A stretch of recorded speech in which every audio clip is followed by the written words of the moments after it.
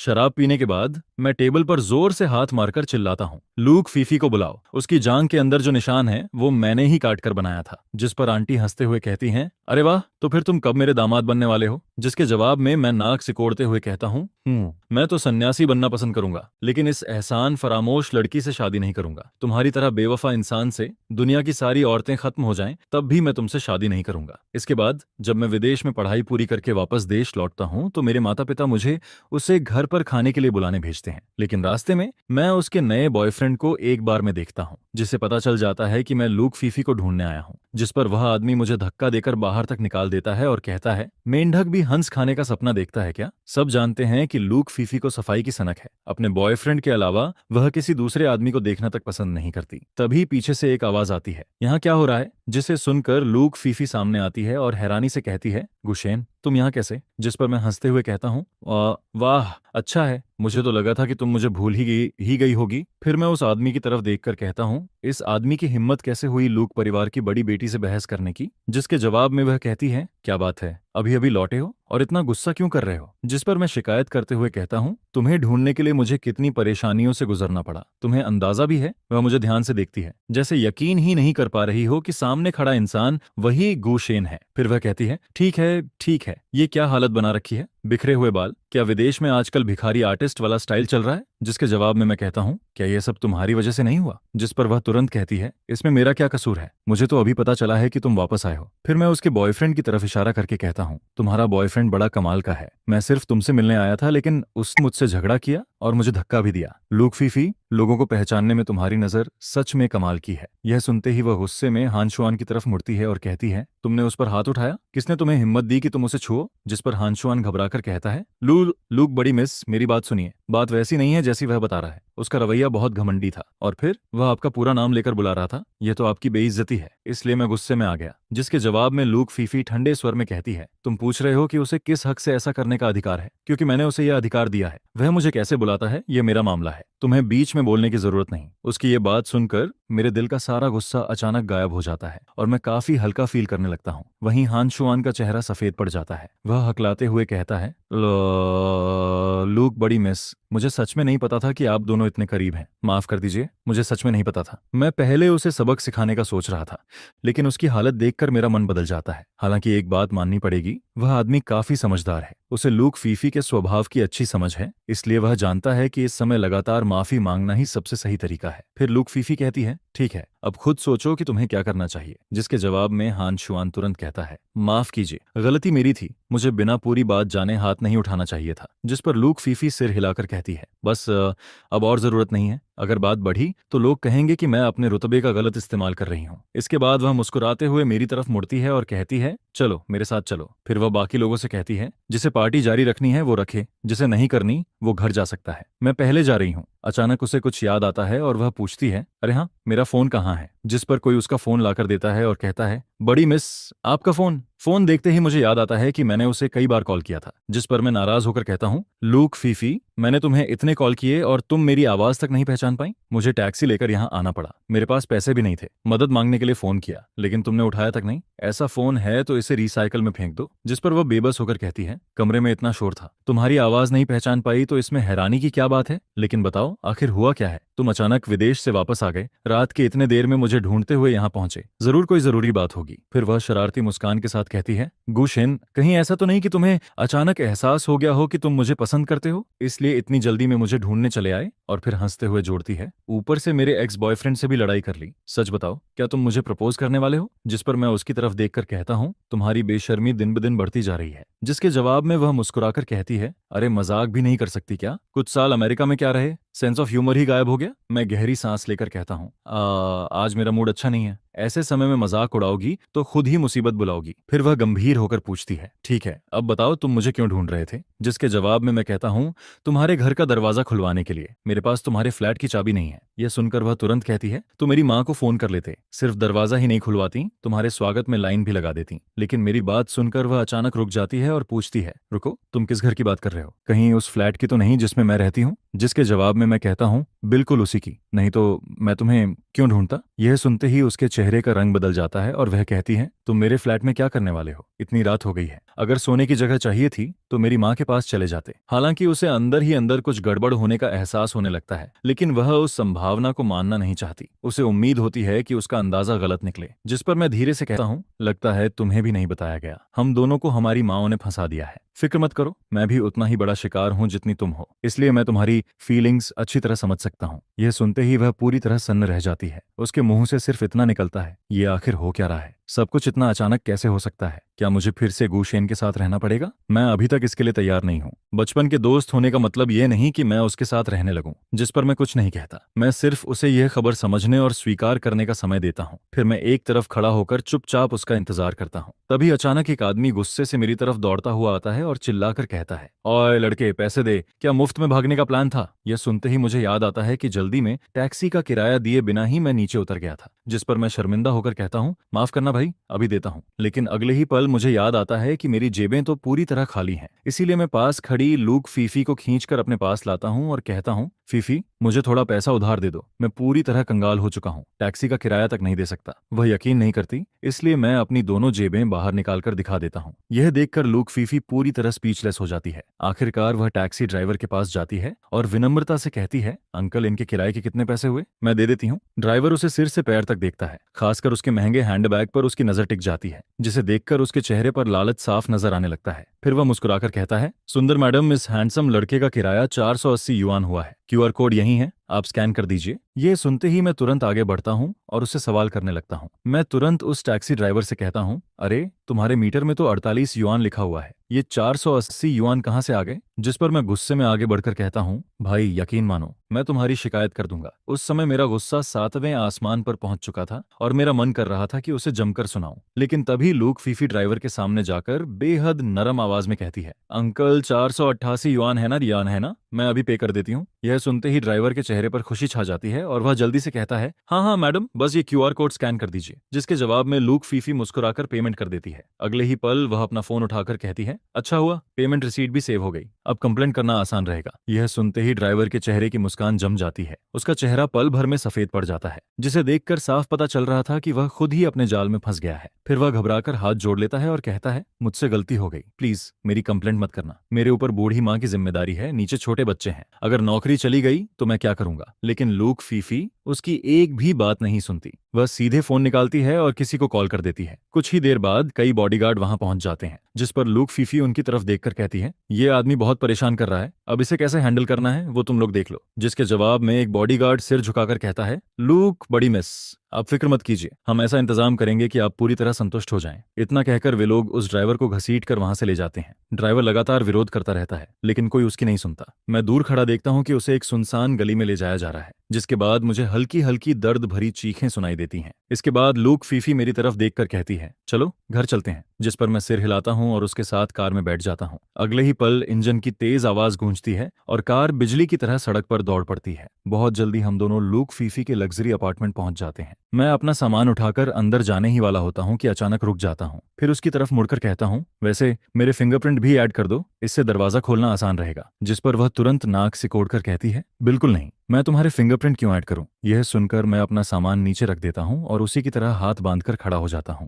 फिर कहता हूं, क्योंकि आज से मैं यहीं रहने वाला हूं, अगर फिंगरप्रिंट नहीं होगा तो अंदर बाहर कैसे आऊंगा? इसके बाद मैं उसके पास जाकर धीरे से उसके कान के पास कहता हूं, या फिर लूक, बड़ी मिस खुद मेरी पर्सनल बटर बनना चाहती हैं? दिन भर मेरा दरवाजा खोलने और बंद करने का काम करेंगी? यह सुनते ही लूक फीफी का चेहरा गुस्से से लाल हो जाता है। वह तुरंत फिंगरप्रिंट स्कैनर की तरफ इशारा करके कहती है, जल्दी फिंगरप्रिंट डालो। लेकिन अगले ही पल वह फिर नाराज होकर कहती है, रुको, किसने तुम्हें यहाँ रहने की इजाजत दी? क्या तुमने मुझसे पूछा भी है? ये मेरा प्राइवेट टेरिटरी है। हम बचपन के दोस्त जरूर हैं, लेकिन इसका मतलब ये नहीं कि मैं तुम्हें अपनी पर्सनल स्पेस में घुसने दूंगी। जिस पर मैं बेपरवाही से जवाब देता हूँ, क्या तुम्हें लगता है कि मैं खुद यहाँ रहना चाहता हूँ? आंटी ने मुझे यहाँ भेजा है। यह सुनते ही लूक फीफी को कुछ समझ आने लगता है। वह मुझे घूरते हुए पूछती है, गुशेन, अभी तुम कह रहे थे कि हम दोनों को फंसाया गया है, क्या ये सब उसी से जुड़ा हुआ है? जिस पर मैं मुस्कुराकर कहता हूँ, वाह लुक, बड़ी मिस सच में बहुत स्मार्ट है, आखिरकार समझ ही गई। फिर मैं गंभीर होकर उसे पूरी बात बताता हूँ, क्योंकि हम दोनों की जल्द ही एंगेजमेंट होने वाली है, इसलिए दोनों परिवार चाहते हैं कि हम पहले साथ रहें और एक दूसरे को बेहतर समझें। यह सुनते ही लूक फीफी पूरी तरह सन्न रह जाती है। वह अविश्वास से मुझे देखती है और कहती है, क्या कहा तुमने? मेरी और तुम्हारी एंगेजमेंट? आखिर ये सब क्या हो रहा है? मैं कंधे उचकाकर कहता हूँ, पूरी कहानी यही है। बाकी वजह जाननी है तो खुद जाकर आंटी से पूछ लो। मैं तो बहुत थक गया हूँ। इतनी लंबी यात्रा के बाद मुझे बहुत नींद आ रही है, इसलिए मैं सोने जा रहा हूँ। Bye bye. इतना कहकर मैं हाथ हिलाता हूँ और अपना सामान लेकर बेडरूम की तरफ बढ़ जाता हूँ, लेकिन लूक फीफी तुरंत मेरा हाथ पकड़कर मुझे रोक लेती है और कहती है, तुम अभी सारी बात साफ साफ बताओ। जब तक नहीं बताओगे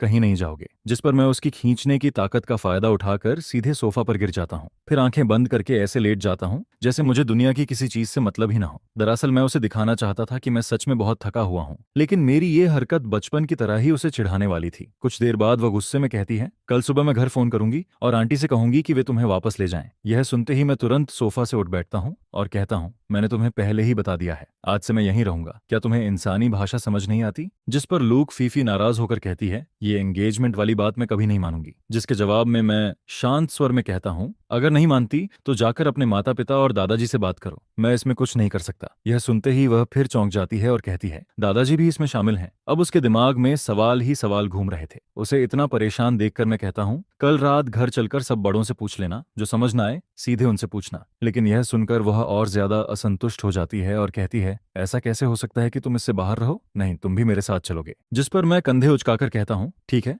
मुझे कोई दिक्कत नहीं। लेकिन अंदर ही अंदर मैं काफी एक्साइटेड था। मुझे पहले से अंदाजा था कि कल घर पर बहुत बड़ा तमाशा होने वाला है। फिर मुझे कुछ याद आता है और मैं कहता हूँ, अरे हाँ, कल सुबह तुम्हें यूनिवर्सिटी जाना है ना, मुझे उठाना मत भूलना। यह सुनते ही वह हैरानी से पूछती है, तुम मेरे साथ यूनिवर्सिटी क्यों जाओगे? जिसके जवाब में मैं मुस्कुराकर कहता हूँ, क्योंकि कल से मैं भी उसी यूनिवर्सिटी में पढ़ने वाला हूँ। यह सुनते ही लूक फीफी पूरी तरह जड़ हो जाती है। उसके चेहरे पर ऐसा एक्सप्रेशन आ जाता है जैसे उसे यकीन ही न हो रहा हो कि उसने क्या सुना है। लेकिन मैं उसकी परवाह किए बिना गुनगुनाते हुए बाथरूम में चला जाता हूँ। थोड़ी देर बाद जब मैं ब्रश करके फ्रेश होकर और नाइट ड्रेस बदलकर बाहर आता हूँ तो बस इतना कहता हूँ, मैं सोने जा रहा हूँ। अगली सुबह भले ही लूक फीफी बिल्कुल नहीं चाहती थी कि मैं उसके साथ जाऊं, लेकिन वह मुझे घर पर अकेला भी नहीं छोड़ सकती थी। इसलिए आखिरकार वह मुझे अपनी कार में बैठाकर यूनिवर्सिटी ले जाती है। जिस यूनिवर्सिटी में लूक फीफी पढ़ती है वह किसी आम यूनिवर्सिटी जैसी नहीं लगती। उसका कैंपस इतना शानदार है कि वह किसी लग्जरी रिसोर्ट से कम नहीं दिखाई देता। जब हम यूनिवर्सिटी गेट से कुछ 100 मीटर दूर पहुंचते हैं तभी मैं अचानक चिल्लाता हूँ, रुको रुको रुको, यहीं मुझे उतार दो। जिस पर लूक फीफी कार रोककर हैरानी से पूछती है, अभी तो यूनिवर्सिटी आई ही नहीं, तुम यहाँ उतरना क्यों चाहते हो? जिसके जवाब में मैं मुस्कुराकर कहता हूँ, क्योंकि मैं बहुत स्मार्ट हूँ। फिर मैं उसकी तरफ देखकर कहता हूँ, लूक बड़ी मिस, तुम इस यूनिवर्सिटी के सबसे फेमस पर्सन हो। अगर मैं तुम्हारे साथ अंदर गया तो मेरी जिंदगी में एक भी शांत दिन नहीं बचेगा। जिस पर वह और ज्यादा उलझन में पड़ जाती है। हालांकि उसे मेरी बात समझ नहीं आती, लेकिन वह मुझे छोड़ने का इरादा भी नहीं रखती। फिर वह धीरे धीरे मेरे करीब आती है और मुस्कुराकर कहती है, अरे वाह गुशेन, विदेश की एक ट्रिप ने तुम्हें इतना डरपोक बना दिया। उसकी खुशबू मेरे आसपास फैलने लगती है, जिसे फील करते ही मेरे कानों के पास हल्की लाली आ जाती है। मैं नजरें चुराते हुए ऊंची आवाज में कहता हूँ, डरपोक? मैं? क्या मजाक कर रही हो? क्या तुम्हें न लगता है कि मैं उनसे डरता हूँ? फिर मैं उसकी तरफ देखकर कहता हूँ, लूक फीफी, लगता है तुमने मुझे बहुत हल्के में लेना शुरू कर दिया है। मेरी बात सुनकर लूक फीफी के चेहरे पर एक शरारती मुस्कान आ जाती है, जिस पर वह कहती है, अच्छा ऐसा है तो चलो फिर साथ में यूनिवर्सिटी चलते हैं। जिसके जवाब में मैं तुरंत कहता हूँ, चलो तो चलो, जो नहीं गया और चौने गया वो कुत्ता। यह सुनकर लूक फीफी कुछ नहीं कहती, बस एक्सेलरेटर दबाती है और कार को सीधे यूनिवर्सिटी के अंदर ले जाती है। इसके बाद जैसे ही हम पार्किंग एरिया पहुंचते हैं मैं बिना उसकी तरफ देखे कार से उतर जाता हूं और सीधे आगे बढ़ने लगता हूं।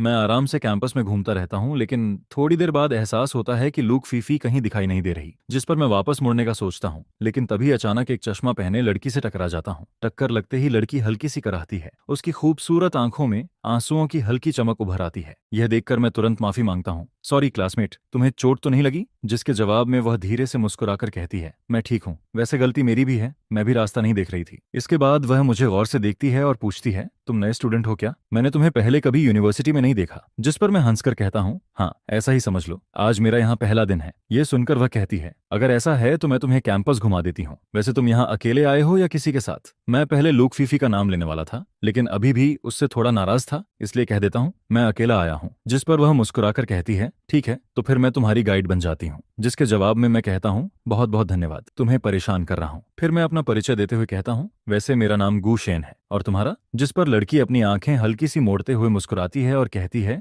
हेलो गूशेन, मेरा नाम झो मियाओ है। इसके बाद हम दोनों साथ साथ कैंपस में घूमते हुए बातें करने लगते हैं। हमारी बातचीत का माहौल काफी अच्छा और आरामदायक रहता है। उधर दूसरी तरफ लूक फीफी पार्किंग से बाहर निकलती है, लेकिन उसे मेरा कहीं पता नहीं चलता। जिस पर वह भौहें सिकोड़कर मन ही मन सोचती है, गूशेन तुम सच में लोगों की टेंशन बढ़ाने में माहिर हो। पता नहीं मैं अपना मंगेतर ढूंढ रही हूँ या कोई छोटा भाई पाल रही हूँ। इसके बाद वह गहरी सांस लेती है और मुझे फोन लगाती है, लेकिन मेरा फोन लगातार बंद आता है, जिसे देखकर वह मजबूर होकर प्रिंसिपल को कॉल करती है और फिर पूरे कैंपस में मुझे ढूंढना शुरू कर देती है। उधर मुझे इस बात का बिल्कुल अंदाजा नहीं होता, क्योंकि मेरा फोन काफी पहले ही बंद हो चुका था। इसलिए मैं आराम से झू मियाओ के साथ बातें करता रहता हूँ, जबकि दूसरी तरफ लूक फीफी पूरे यूनिवर्सिटी में मुझे खोजते खोजते परेशान हो रही होती है। वह मन ही मन बड़बड़ाती है, गुशेन, अगर तुम मेरे हाथ लग गए ना तो तुम्हारी खैर नहीं। इधर मेरी और झो मियाओ की बातचीत काफी अच्छी चल रही होती है। बातों बातों में मुझे पता चलता है कि वह यूनिवर्सिटी की टॉप स्टूडेंट है। उसका नाम हमेशा रैंकिंग लिस्ट में सबसे ऊपर रहता है, जिस पर मैं मजाक करते हुए कहता हूँ, हमारी जैसी रिच किड्स वाली यूनिवर्सिटीज में ब्यूटी रैंकिंग भी जरूर होती होगी ना। फिर मैं मुस्कुराकर कहता हूँ, मुझे तो लगता है कि तुम्हें ही कैंपस क्वीन होना चाहिए। तुम खूबसूरत भी हो, पढ़ाई में भी टॉप हो और पर्सनैलिटी भी कमाल की है। यह सुनकर झो मियाओ हल्का सा शर्माती है और कहती है, थैंक यू, लेकिन मैं कैंपस क्वीन नहीं हूँ, मेरी इतनी हैसियत कहाँ। जिस पर मैं हैरानी से कहता हूँ, क्या तुम्हारे जैसी लड़की भी कैंपस क्वीन नहीं है? फिर अचानक मेरे दिमाग में एक नाम आता है और मैं कहता हूँ, रुको, कहीं इस यूनिवर्सिटी की कैंपस क्वीन लूक फीफी तो नहीं है? यह नाम सुनते ही झो मियाओ का चेहरा थोड़ा बदल जाता है। वह चश्मा ठीक करते हुए पूछती है, तुम उसे जानते हो? जिस पर मैं हंसकर कहता हूँ, थोड़ा बहुत, वैसे लगता है वह यहाँ काफी फेमस है। झो मियाओ सिर हिलाकर कहती है, हाँ, बहुत फेमस है, उसके पीछे लड़कों की लाइन लगी रहती है। कोई भी अच्छा दिखने वाला लड़का हो, वह उससे दोस्ती करने की कोशिश करती है। यह सुनकर मैं तुरंत कहता हूँ, क्या बात कर रही हो, मैं उसे पसंद करूं? बिल्कुल नहीं। जिसके जवाब में झो मियाओ हंस पड़ती है और कहती है, सच? मुझे तो लगा था कि तुम भी उसके फैंस में से एक हो। जिस पर मैं नाक सिकोड़ते हुए कहता हूँ, उस जैसी बदतमीज लड़की मुझे बिल्कुल पसंद नहीं। जो नहीं, अगर मुझे चुनना हो तो मैं तुम्हें उससे 1000 गुना बेहतर मानूंगा। फिर मैं बिना रुके कहता हूँ, उसमें खास है ही क्या, बस घर अमीर है और थोड़ी बहुत खूबसूरती है, ऊपर से गुस्सैल, जिद्दी और मूड स्विंग वाली। जो भी उससे शादी करेगा उसकी जिंदगी मुश्किल हो जाएगी। मेरी बातें सुनकर झो मियाओ पूरी तरह हैरान रह जाती है, क्योंकि शायद पहली बार उसने किसी को लूक फीफी के बारे में इस तरह बोलते हुए सुना था। वह मुझे ऐसे देखती है जैसे मैं कोई एलियन हूं, लेकिन थोड़ी देर बाद मेरे चेहरे पर मौजूद नापसंदगी देखकर वह हंस पड़ती है, जिसके बाद उसके और मेरे बीच की दूरी भी काफी कम हो जाती है। मौका देखकर मैं तुरंत कहता हूँ, वैसे मुझे अभी तक नहीं पता कि मेरी क्लास कौन सी है। झो मियाओ, अपना क्लासरूम नंबर बता दो ना, बाद में अगर कुछ समझ नहीं आया तो मैं तुम्हारे पास मदद मांगने आ जाऊंगा। मेरे हिसाब से झो मियाओ जैसी खूबसूरत और इंटेलिजेंट लड़की से दोस्ती करना बिल्कुल गलत फैसला नहीं था। कौन जाने आगे चलकर नोट्स भी काम आ जाएं। जिस पर वह मुस्कुराकर कहती है, कोई बात नहीं, मेरी क्लास तीसरी मंजिल पर है, अगर कुछ समझ ना आए तो सीधे मेरे पास आ जाना। यह सुनकर मैं खुश हो जाता हूँ। फिर चारों तरफ नजर घुमाता हूँ और देखता हूँ कि कैंपस लगभग खाली हो चुका है। ज्यादातर स्टूडेंट्स अपनी क्लासेस में जा चुके थे। जिस पर मैं झो मियाओ से कहता हूँ, ठीक है, अब मैं तुम्हें परेशान नहीं करूंगा, मुझे पहले प्रिंसिपल ऑफिस जाकर रजिस्ट्रेशन करवा लेना चाहिए, बाद में फ्री हुआ तो फिर मिलने आऊंगा, बाय बाय। इतना कहकर मैं प्रिंसिपल बिल्डिंग की तरफ बढ़ जाता हूँ। उधर प्रिंसिपल ऑफिस में एक अलग ही सीन चल रहा होता है। जैसे ही प्रिंसिपल मुझे देखते हैं, वे लगभग 3 सेकंड तक शॉक में खड़े रह जाते हैं, फिर अगले ही पल जल्दी से उठकर मेरे लिए फ्रूट्स और ड्रिंक्स मंगवाते हैं, जिसके बाद बड़े सम्मान से कहते हैं, यंग मास्टर गू, आप यहाँ आराम से बैठिए, मैं अभी आता हूँ। इतना कहकर वह चुपके से बाहर निकलते हैं और तुरंत लूक फीफी को फोन लगा देते हैं। फोन उठते ही वह धीरे से कहते हैं, मिस लूक, यंग मास्टर गू अभी प्रिंसिपल ऑफिस में है। दूसरी तरफ से लूक फीफी को जवाब देती है, जिसे सुनकर प्रिंसिपल तुरंत कहते हैं, जी समझ गया। फिर वह आदर से कहते हैं, मिस लूक, आपको यहाँ आने की जरूरत नहीं है, आप आराम से क्लास में जाइए। थोड़ी देर में मैं होमरूम टीचर को भेजकर यंग मास्टर गू को आपकी क्लास तक पहुंचवा दूंगा। कॉल खत्म होते ही प्रिंसिपल राहत की सांस लेते हैं, जैसे उनके सिर से कोई भारी बोझ उतर गया हो, लेकिन अगले ही पल वह फिर से अपना फोन उठाते हैं और किसी दूसरे व्यक्ति को कॉल लगा देते हैं। कुछ देर बाद एक आदमी हड़बड़ाता हुआ अंदर आता है, जिसने काले फ्रेम का चश्मा पहना होता है और उसके चेहरे पर बेहद सीरियस एक्सप्रेशन होता है। जिस पर वह बड़े सम्मान से पूछता है, सर आपने मुझे इतनी जल्दी बुलाया है, क्या कोई इमरजेंसी बात है? जिसके जवाब में प्रिंसिपल कहता है, यह नया स्टूडेंट है जो अभी अभी हमारे स्कूल में ट्रांसफर होकर आया है। इसका नाम गुचेन है। पहले यह विदेश के एक नोबल हाई स्कूल में पढ़ता था, जहां इसके परिवार ने अरबों खर्च किए थे। इसकी एकेडमिक परफॉर्मेंस भी बेहद शानदार रही है। आप इसे इसकी क्लास तक छोड़ आइए। ये उन रेयर स्टूडेंट्स में से है जो सीधे फिनिश लाइन पर पैदा हुए हैं, इसलिए इसे स्पेशल अटेंशन की जरूरत है। मेरी बात समझ गए ना? प्रिंसिपल की बात के पीछे छिपा मतलब वह मेल टीचर कैसे नहीं समझता। जिस पर वह तुरंत जवाब देता है, जी सर, ये बिल्कुल समझ गया। यह कहकर टीचर बड़े आज्ञाकारी तरीके से मुझे अपने साथ ले जाता है। इसके बाद मैं उसके पीछे पीछे चलते हुए क्लास के दरवाजे तक पहुंचता हूं और मन ही मन बड़बड़ाने लगता हूं। अभी प्रिंसिपल के ऑफिस में जब वह लगातार मेरी पढ़ाई की तारीफ पर तारीफ किए जा रहा था, तब मुझे हंसी रोकने के लिए अंदर से पूरी ताकत लगानी पड़ी थी, यहाँ तक कि होंठ भी काट लिया था। लेकिन कोई बात नहीं, वैसे भी इस बार मैं देश वापस पढ़ने नहीं बल्कि टाइम पास और थोड़ा मजा लेने आया हूँ, इसलिए ऐसी छोटी मोटी बातें मेरे लिए ज्यादा मायने नहीं रखती। फिर टीचर गला साफ करता है और मुझे लेकर पूरे रौब से क्लास के अंदर एंटर करता है, जिस पर वह छात्रों से कहता है, यह हमारे क्लास का नया एक्सचेंज स्टूडेंट है, इसका नाम गुचेन है। अब यह खुद अपना इंट्रोडक्शन देगा, जिस पर मैं पूरे कॉन्फिडेंस के साथ बोलता हूँ, सभी महानुभावों को नमस्कार, मेरा नाम गुचेन है, जेंडर पूरी तरह मेल है और मेरा हॉबी सुंदर लड़कियों को देखना है। आगे से उम्मीद है आप लोग मुझ पर थोड़ा रहम करेंगे। मेरी इस अजीब और मजाकिया इंट्रोडक्शन को सुनते ही पूरी क्लास ठहाके मारकर हंसने लगती है, जिस पर कई स्टूडेंट्स आपस में फुसफुसाते हुए बातें करने लगते हैं। मैं पूरे क्लास पर नजर दौड़ाता हूँ और देखने लगता हूँ कि यहाँ कोई खूबसूरत लड़की है भी या नहीं। आखिर मैं गुचेन हूँ, बैठना है तो किसी ब्यूटी के पास ही बैठूंगा, कम से कम पढ़ाई करते हुए आंखों को सुकून तो मिलता रहेगा। मैं मन ही मन सोचता हुआ क्लास को ऑब्जर्व करता रहता हूँ। आखिर यह अमीर घरानों के बच्चों का स्कूल है, जिस पर एक नजर डालते ही कई खूबसूरत लड़कियां दिखाई दे जाती हैं। लेकिन अफसोस, मैं पहले ही झो मियाओ जैसी टॉप ब्यूटी से मिल चुका था, इसलिए अब बाकी सभी को उससे कंपेयर करूं तो फर्क साफ नजर आता है। उसी समय टीचर फिर से बोलता है, गुचैन तुम्हें किसके साथ बैठना है? अगर सामने वाला स्टूडेंट एग्री कर दे तो तुम जहां चाहो बैठ सकते हो। टीचर की यह बात सुनते ही क्लास की लड़कियां एक्साइटमेंट से उछल पड़ती हैं। गुचैन इधर आकर मेरे साथ बैठो, मैं रोज तुम्हें ब्रेकफास्ट खिलाऊंगी, मेरे ग्रेड्स बहुत अच्छे हैं, मेरे साथ बैठो। अगर होमवर्क में कोई दिक्कत हुई तो मैं सब संभाल लूंगी। मिल्क टी स्नैक्स जो चाहो मैं रोज दूंगी। हैंडसम बॉय, मैं तुम्हारी पर्सनल असिस्टेंट भी बन सकती हूँ। जैसे ही एक लड़की यह बात कहती है, बाकी लड़कियां तुरंत उसे घूरने लगती हैं। यह देखकर मुझे काफी मजा आता है, जिस पर मैं बोलने ही वाला होता हूँ, वैसे हमारी क्लास में सबसे सुंदर लड़की कौन है? लेकिन मेरी यह बात सुनते ही पूरी क्लास अचानक फ्रीज हो जाती है, जिसके बाद सभी एक साथ अपनी गर्दन घुमाकर एक ही दिशा में देखने लगते हैं। उनके चेहरे देखकर साफ लग रहा था कि मामला कुछ अलग ही है, जिस पर मैं भी उनकी नजरों का पीछा करता हूँ और उधर देखने लगता हूँ। तब मुझे क्लास के सबसे पीछे खिड़की के पास मौजूद वीआईपी सीट नजर आती है। मैं सोचता हूँ, क्या सबसे खूबसूरत लड़की आज स्कूल नहीं आई? आखिर गुचेन हूं तो निशाना भी सबसे बेहतरीन ब्यूटी पर ही लगाऊंगा। लेकिन वहां पहुंचकर देखता हूं कि दोनों सीटें खाली पड़ी हैं, जिस पर मैं मुस्कुराता हूं और आराम से जाकर खाली सीट पर बैठ जाता हूं। टीचर वेई, मैं यहीं बैठूंगा। ये सुनकर टीचर वेई का चेहरा अजीब सा हो जाता है, लेकिन फिर वह मजबूरी में कहता है, अगर तुम्हें पसंद है तो बैठ जाओ। इसके बाद वह जोर से चिल्लाता है, सब शांत हो जाओ, आगे से तुम सब सीनियर स्टूडेंट्स की तरह नए स्टूडेंट का ख्याल रखोगे, आपस में प्यार और यूनिटी बनाए रखोगे, समझ गए? जी सर, ठीक है, अब किताबें निकालो और पढ़ाई शुरू करते हैं। लेकिन इस समय किसी का भी पढ़ाई में मन नहीं लग रहा होता है। लड़कियां चोरी छिपे बार बार पीछे मुड़कर मुझे देख रही होती हैं, जबकि लड़के मुझे ऐसे घूर रहे होते हैं जैसे अभी जिंदा निकल जाएंगे। जैसे ही क्लास खत्म होती है, मैं बोर होकर लू फीफी को ढूंढने का फैसला करता हूँ। मैं देखना चाहता था कि वह यहाँ कैसी जिंदगी जी रही है, जिस पर मैं दूसरे फ्लोर पर पहुंचता हूँ और सीधे उसकी क्लास की तरफ बढ़ जाता हूँ। क्लास में झांकते ही मेरी नजर तुरंत लू फीफी पर पड़ती है, लेकिन अगले ही पल मैं देखता हूँ कि वह किसी दूसरे लड़के के साथ हंस हंस कर बातें कर रही है। यह देखकर मेरे अंदर अजीब सा जेलसी वाला फील आने लगता है। आखिर चाहे जो हो, अभी भी हमारा रिश्ता नाम का ही सही मौजूद तो है, जिस पर मैं मन ही मन गुस्से से भर जाता हूँ।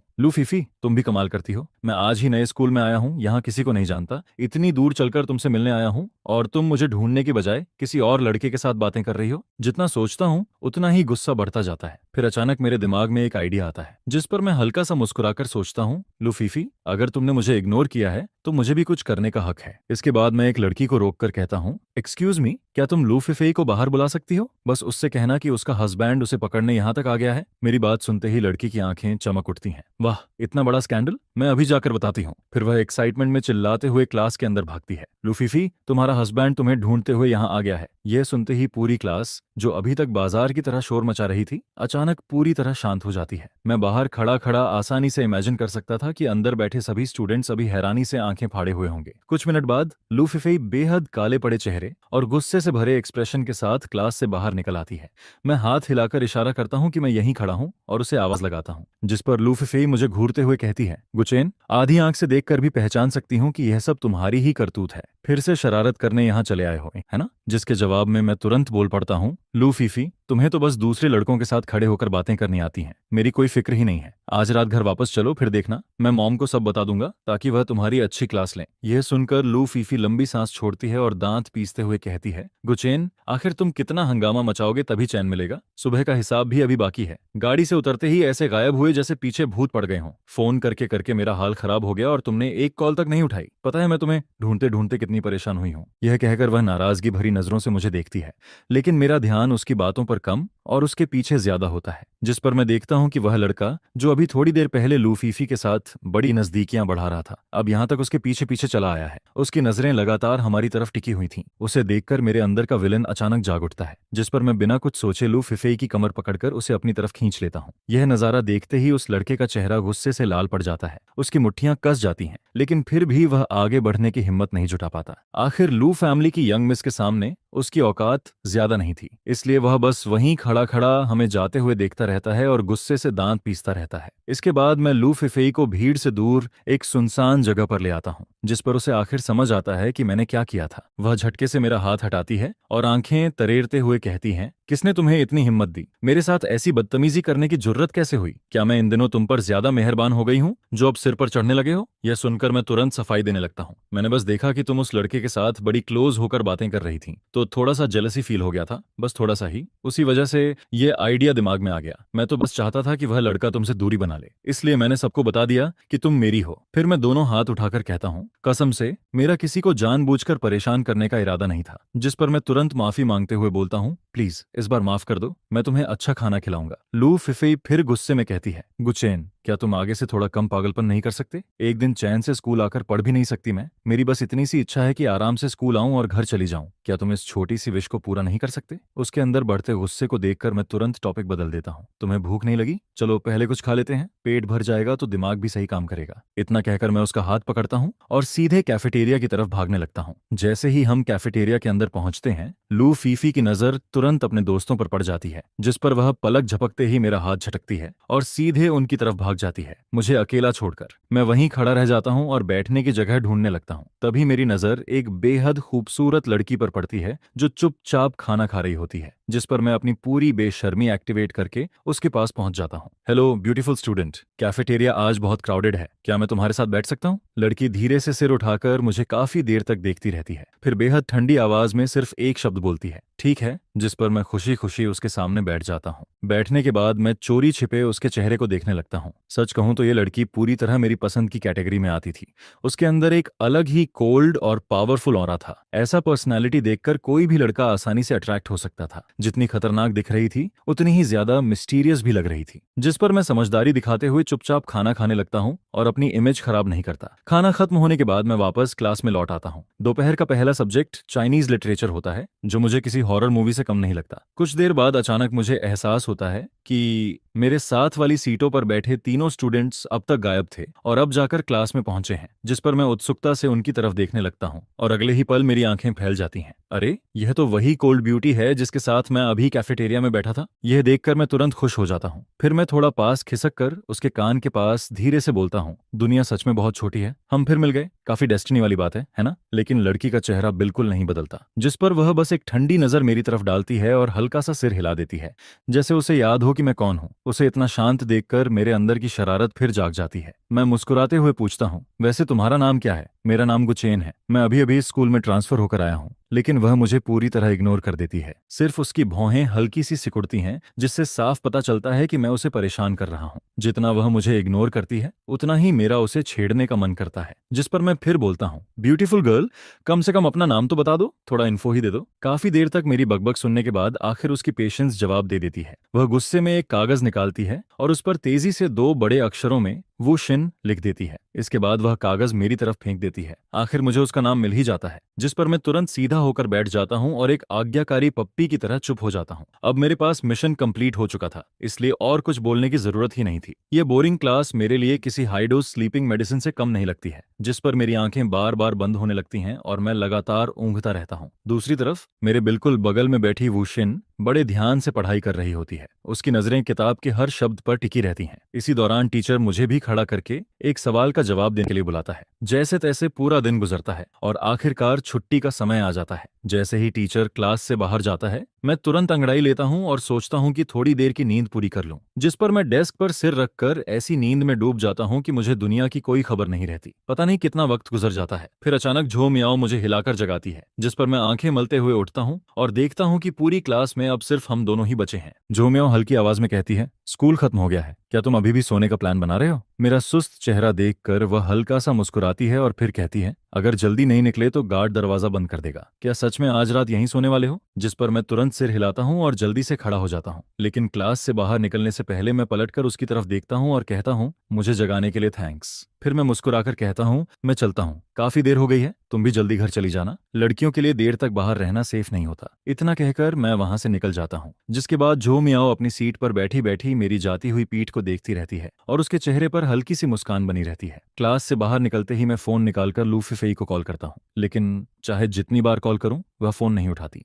जिस पर मैं मन ही मन बड़बड़ाता हूँ, यह लू फिफेई फिर कौन सा नया ड्रामा कर रही है। आखिर हमने तय किया था कि आज साथ में लू फैमिली वापस जाएंगे। काफी देर बाद जाकर उसका कॉल लगता है, जिसके जवाब में वह बड़े आराम से कहती है, मैं तो घर पहुंच चुकी हूँ, सब लोग तुम्हारा इंतजार कर रहे हैं, जल्दी आ जाओ। यह सुनते ही मैं चिढ़कर बोलता हूँ, क्या तुम मेरा इंतजार भी नहीं कर सकती थी? लू फीफी, आज तो तुमने हद कर दी, घर पहुंचने दो, मैं मॉम से तुम्हारी शिकायत जरूर करूंगा। फोन काटने के बाद मैं गुस्से में स्कूल गेट की तरफ बढ़ता हूँ और टैक्सी का इंतजार करने लगता हूँ। इसी दौरान मैं पैरों से कंकड़ मारते हुए खड़ा रहता हूँ कि तभी मेरी नजर झो मियाओ पर पड़ती है, जो धीरे धीरे स्कूल से बाहर आ रही होती है। हम दोनों एक दूसरे को देखते हैं और लगभग एक साथ पूछ बैठते हैं, तुम अभी तक घर नहीं गए? जिस पर दोनों हल्का सा हंस पड़ते हैं। उसी समय एक काली कार आकर सड़क किनारे रुकती है। झो मियाओ उसे देखकर आगे बढ़ती है, लेकिन फिर मेरी तरफ देखकर रुक जाती है। कुछ पल हिचकिचाने के बाद वह हिम्मत जुटाकर पूछती है, गुचेन, तुम कहाँ जा रहे हो? अगर चाहो तो मैं तुम्हें ड्रॉप कर सकती हूँ। मैं तुरंत हाथ हिलाकर मना करता हूँ, नहीं नहीं, मेरी कार भी आने वाली है, तुम जल्दी घर जाओ, कल मिलते हैं। जिस पर वह हल्का सा सिर हिलाती है और कार में बैठकर चली जाती है। उसकी कार के जाने के कुछ देर बाद मेरी टैक्सी भी आ जाती है। भैया टाइशन विला चलिए, ज्यादा समय नहीं लगता और मैं लू फैमिली के मेन मंशन पहुंच जाता हूँ। लेकिन जैसे ही गेट के पास पहुंचता हूँ, सामने का नजारा देखकर मैं पूरी तरह रुक जाता हूँ। एक लंबी लाइन में नौकर खड़े होते हैं और मुझे देखते ही जोर से बोलते हैं, यंग मास्टर, आपका स्वागत है। यह सब देखकर मैं करीब 5 सेकंड तक वहीं खड़ा रह जाता हूँ। फिर मैं अजीब सी मुस्कान के साथ हाथ हिलाता हूँ और अंदर चला जाता हूँ। लेकिन जैसे ही अंदर कदम रखता हूँ, अचानक ऊपर से रंग बिरंगे रिबन और कन्फेट्टी मेरे ऊपर गिरने लगते हैं। जिस पर मैं चौंक कर ऊपर देखता हूँ। तभी लू मदर खुशी से कहती हैं, अरे हमारा गुचेन आ गया। इसके बाद वह मुझे और लू फिफेई को पकड़कर सीधे हॉल के अंदर ले जाती हैं। मैं चारों तरफ नजर दौड़ाता हूँ और देखता हूँ कि पूरा हॉल किसी सेलिब्रेशन की तरह सजाया गया है। हर गेस्ट शानदार कपड़ों में मौजूद होता है। यह देखकर मेरी भौहें सिकुड़ जाती हैं। जिस पर मैं धीरे से लू फिफेई की तरफ देखता हूँ। तब वह मेरे कान के पास आकर फुसफुसाती है, ये हमारी एंगेजमेंट पार्टी है, मॉम ने खुद ऑर्गेनाइज की है। उनका कहना था कि शुभ दिन का इंतजार क्यों करना, इसलिए आज ही सब कर दिया। यह सुनकर मैं कुछ पल के लिए पूरी तरह चुप हो जाता हूँ। जिस पर लू फीफी आगे कहती है, इस बार बचने का कोई रास्ता नहीं है, हकीकत एक्सेप्ट करनी पड़ेगी। वह कुछ और कहने ही वाली होती है कि तभी कुछ गेस्ट्स हमारी तरफ आते दिखाई देते हैं। जिस पर वह तुरंत मुस्कुराती है, मेरा हाथ पकड़ती है और साथ ही चुपके से मुझे जोर से चिकोटी भी काट देती है। गेस्ट्स के जाते ही हम दोनों फिर से एक दूसरे से दूरी बना लेते हैं। इसी बीच लू मदर की आवाज सुनाई देती है, गुचैन, फिफेई, तुम दोनों कहाँ हो? जल्दी यहाँ आओ, और ना दी यहाँ आओ, मैंने खास तुम्हारी एंगेजमेंट के लिए एक बहुत खूबसूरत केक बनवाया है। जिस पर मैं मजबूरी में जवाब देता हूँ, जी अभी आए। फिर मैं लू फिफेई का हाथ पकड़कर केक की तरफ बढ़ता हूँ, लेकिन वहां पहुंचते ही मैं हैरान रह जाता हूँ। हमारे सामने 10 मंजिला विशाल केक रखा होता है। वह किसी छोटे पैलेस जैसा दिखाई देता है। मैं चोरी छिपे लू फिफाई की तरफ देखता हूँ, जिस पर वह केक को देखकर आंखें सिकोड़ कर मुस्कुरा रही होती है और साफ नजर आ रहा होता है कि उसे ये केक बेहद पसंद आया है। इसी दौरान लू फादर मेरे कंधे पर हाथ रखते हैं और गंभीर आवाज में कहते हैं, गुचेन, आगे से फिफेई का अच्छे से ख्याल रखना, मैं अपनी बेटी तुम्हें सौंप रहा हूँ, कभी उसका दिल मत दुखाना। जिस पर मैं चुपचाप उनकी बात सुनता हूँ। फिर ग्रैंडप्पालू भी मुस्कुराते हुए कहते हैं, तुम दोनों को साथ देखकर मुझे बहुत खुशी होती है, बस तुम दोनों हमेशा खुश रहो, मेरे लिए यही सबसे कीमती बात है। यह सुनकर लू फिफेई होंठ फुला लेती है और धीरे से बड़बड़ाती है, कमाल है, किसी ने मुझसे पूछा तक नहीं कि मैं शादी करना चाहती भी हूँ या नहीं। लेकिन जैसे ही उसकी नजर ग्रैंडप्पालू पर पड़ती है, वह तुरंत चुप हो जाती है। इसके बाद ग्रैंडप्पालू ऊंची आवाज में घोषणा करते हैं, आज से गुचेन और लू फिफाई आधिकारिक रूप से एंगेज्ड हैं और चूंकि दोनों की पढ़ाई अभी पूरी नहीं हुई है, इसलिए शादी की कोई जल्दी नहीं है। जब फिफाई ग्रेजुएशन पूरी कर लेगी, तब दोनों विदेश जाकर मैरिज रजिस्ट्रेशन करेंगे। यह सुनते ही लू फिफाई मेरी तरफ ऐसा घूरती है जैसे मुझे जिंदा खा जाएगी। फिर वह धीरे से इशारा करती है कि मैं थोड़ा झुकूं, जिस पर मैं उसके करीब जाता हूं। वह मुस्कुराकर पूछती है, गुचेन, कहीं ऐसा तो नहीं कि तुम बचपन से मुझे सीक्रेटली पसंद करते हो, इसलिए मुझसे शादी करने के लिए इतने उत्साहित हो? उसकी नरम आवाज और इतनी कम दूरी की वजह से एक पल के लिए मेरा दिल तेजी से धड़कने लगता है, लेकिन अगले ही पल मैं खुद को संभाल लेता हूँ। जिस पर मैं उसे घूरते हुए पीछे हटता हूँ और कहता हूँ, यंग मिस, इतना ज्यादा इमेजिनेशन भी अच्छी चीज नहीं है। कौन तुम्हें सीक्रेटली पसंद करता है? मैं भी तुम्हारी तरह इस सिचुएशन का शिकार हूँ। फिर मैं धीरे से मुस्कुराता हूँ और कहता हूँ, अगर तुम भी इस एंगेजमेंट से खुश नहीं हो तो ठीक है, हम दोनों मिलकर इसका विरोध करेंगे। मुझे यकीन है कि फादर लू तुम्हें इतना ज्यादा प्यार करते हैं तो वो तुम्हें किसी ऐसे इंसान से शादी करने के लिए फोर्स नहीं करेंगे जिसे तुम पसंद ही नहीं करती हो। तुम्हें बस जाकर थोड़ा रोना धोना है और कुछ बातें कहनी है। जिस पर अगर फादर लू का दिल पिघल गया तो शायद यह एंगेजमेंट भी कैंसिल हो सकती है। यह सुनकर लू फिफेई भौहें चढ़ाते हुए मन ही मन गाली देती है और फिर नाराज होकर जवाब देती है, तो फिर ऐसा क्यों नहीं हो सकता कि तुम जाकर कहो कि हम दोनों एक दूसरे के लिए सूटेबल नहीं हैं? जरूरी क्यों है कि हमेशा मैं ही बोलूं? जिस पर मेरी भी जिद जाग जाती है और मैं तुरंत जवाब देता हूं, मैं तो नहीं बोलूंगा, अब तुम मेरा क्या कर लोगी? इसके बाद मैं सोचता हूं कि थोड़ा अच्छा इंसान बनकर उसे एक बात समझा ही दूं। चाहे कुछ भी हो जाए, हमारी एंगेजमेंट अब लगभग तय हो चुकी है। जिस पर मेरी सलाह यही है कि किस्मत को एक्सेप्ट कर लो। यह सुनकर लू फे ताना मारते हुए कहती है, वाह, और तुम किस्मत को एक्सेप्ट करना जानते हो? मैं कंधे उचकाते हुए दोनों हाथ फैलाकर मासूम सा चेहरा बनाता हूँ। मैं तो पहले ही रियलिटी एक्सेप्ट कर चुका हूँ। फिर मैं आगे कहता हूँ, लू फीफी, तुम्हें आखिर डर किस बात का है? वैसे भी अगर ऑफिशियल वेडिंग होती है तो वो हमारी ग्रेजुएशन के बाद ही होगी और तब तक कौन जानता है क्या क्या चेंजेस आ जाएं, शायद हम बच भी जाएं। मेरी पूरी एनालिसिस सुनने के बाद लू फिफेई तुरंत अकड़कर कहती है, मुझे डरने की क्या जरूरत है? शादी होगी तो हो जाएगी, ज्यादा से ज्यादा एक हस्बैंड और बढ़ जाएगा, इसमें बुरा क्या है? जिस पर मैं मुस्कुराकर पूछता हूँ, अच्छा तो फिर क्या करने का सोच रही हो? कोथान, तुम खुद को कुछ ज्यादा ही समझते हो। मुझे लगता है कि तुम्हें महिलाओं के बारे में कुछ भी नहीं पता। मैं हंसते हुए कहता हूँ, तो फिर ट्राई करके देख लें। ट्राई तो ट्राई, कौन डरता है? यह सुनकर मैं मुस्कुरा देता हूँ। मुझे उम्मीद नहीं थी कि तुम खुद अपनी वैल्यू इतनी आसानी से कम कर दोगी। फिर मैं मजाकिया अंदाज में कहता हूँ, मेरी प्यारी लू फीफी, जब तुम इतनी एंथुजियास्टिक हो तो मैं भी मना नहीं करूंगा। जिस पर मैं उसके करीब जाने ही वाला होता हूँ कि अचानक मुझे ऐसा फील होता है जैसे अरस्य कल्स जैसे अनगिनत नजरें हमारी तरफ देख रही हों। यह महसूस करते ही मैं तुरंत उसे छोड़ देता हूँ और दोनों के बीच दूरी बना लेता हूँ। इसके बाद जब मैं चारों तरफ देखता हूँ तो पता चलता है कि लगभग सारे गेस्ट्स हमें ही घूर रहे हैं। लू फिफे का चेहरा शर्म से लाल हो जाता है। अभी थोड़ी देर पहले बहस में हम इतने खो गए थे कि यह तक भूल गए कि हम एंगेजमेंट पार्टी के बीचों बीच खड़े हैं। जिस पर पीछे से एल्डर्स की हल्की फुल्की हंसी सुनाई देती है। यह देखकर मैं तुरंत लू फिफे का हाथ पकड़ता हूँ और उसे लेकर बाहर की तरफ भाग जाता हूँ। बाहर आते ही वह गुस्से में कहती है, सब तुम्हारी वजह से हुआ है। दिन दहाड़े मुझे दीवार से लगाकर खड़े कर दिया, अब सब लोगों ने देख लिया, बताओ अब क्या करें? मैं बेफिक्र अंदाज में कंधे उचकाकर जवाब देता हूँ, अब इस बात को लेकर बहस करने का क्या फायदा? आखिर यह हमारी एंगेजमेंट पार्टी ही तो थी। अगर हम थोड़ा क्लोज हो गए तो उसमें कौन सी बड़ी बात है? बात करते करते हम अपार्टमेंट तक पहुंच जाते हैं। जिस पर जब मैं फिंगरप्रिंट से डोर अनलॉक करने लगता हूं तभी लू फिफे का फोन बजता है। कॉल उसकी मां की होती है। कॉलर आईडी देखते ही उसके सिर में दर्द होने लगता है और मन में एक अजीब सा बैड फीलिंग उठने लगता है। फिफे, एक बात बताना भूल गई थी, तुम्हारे अपार्टमेंट में मैंने थोड़ी रेनोवेशन करवाई है। अब तुम दोनों फियांसी हो, इसलिए आगे से एक ही रूम में सोना, तभी रिलेशनशिप जल्दी डेवलप होगा, समझी? यह सुनकर लू फिफे लगभग चिल्ला पड़ती है, माँ, आपने मेरी परमिशन के बिना घर में लोगों को कैसे भेज दिया? उसी समय मैं घर के अंदर कदम रखता हूँ और चारों तरफ नजर दौड़ाता हूँ। फिर हैरानी से पूछता हूँ, रुको, घर का लेआउट ऐसा क्यों लग रहा है? कहीं चोरी तो नहीं हो गई?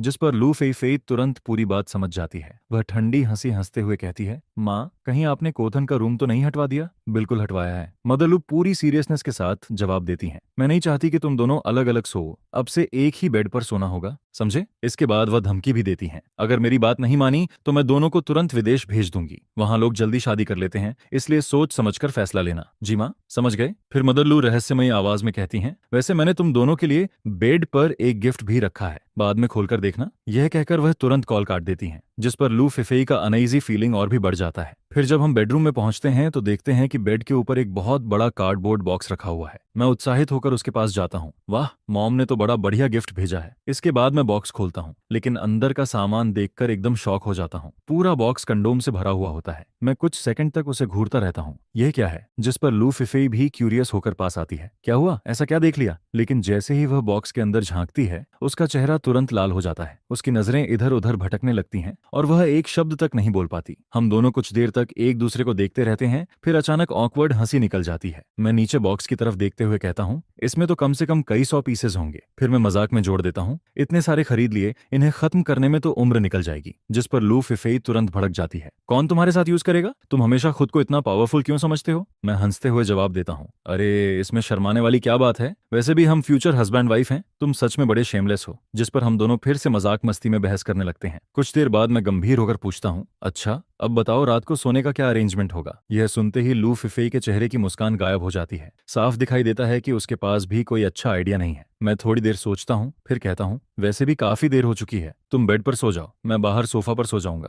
बस यही फाइनल है, गुड नाइट। इतना कहकर मैं उसे जवाब देने का मौका तक नहीं देता और अपना पिलो उठाकर सीधे लिविंग रूम की तरफ निकल जाता हूँ। अगली सुबह मैं जल्दी उठ जाता हूँ। ब्रशिंग और फ्रेश होने के बाद सोफा पर बैठकर लू फीफी का इंतजार करते हुए फोन स्क्रॉल करने लगता हूँ, लेकिन काफी देर तक उसका कोई नामो निशान नहीं दिखता, जिस पर मैं मजबूर होकर बेडरूम के डोर तक जाता हूँ और नॉक करता हूँ। अंदर से कोई जवाब नहीं आता। फिर मैं सीधे डोर खोलकर अंदर चला जाता हूँ। लूफीफी जल्दी उठो, कॉलेज के लिए लेट हो जाएगा। यह सुनते ही वह घबराकर उठ बैठती है। क्या लेट हो गया क्या? कुछ ही मिनटों बाद वह पूरी तरह तैयार होकर रूम से बाहर निकलती है और जल्दी चलने के लिए कहती है। मैं सिर हिलाता हूँ और फिर हम दोनों तेजी से कॉलेज की तरफ निकल पड़ते हैं। कॉलेज पहुंचने पर राहत की सांस निकलती है, क्योंकि क्लास शुरू होने में अभी भी पूरे 5 मिनट बाकी होते हैं। मैं अपनी सीट पर बैठते हुए कहता हूँ, बच गए, लेट मार्क नहीं हुए। जिस पर युशिन हल्की मुस्कान के साथ कहता है, गुड मॉर्निंग। फिर वह मेरी तरफ देखकर मुस्कुरा देता है। सिर्फ उसकी हल्की सी स्माइल भी कुछ पल के लिए मेरा ध्यान भटका देती है। इसके तुरंत बाद क्लास बेल बजती है, लेक्चरर अंदर आते हैं और लेक्चर शुरू हो जाता है। एक और बोरिंग और फीके दिन की शुरुआत होती है। क्लास आधी ही हुई होती है कि मुझे घुटन सी फील होने लगती है। मेरा मन कहीं टेक ही नहीं रहा होता, जैसे बादलों में उड़ रहा हो, जिस पर मैं बिना ज्यादा सोचे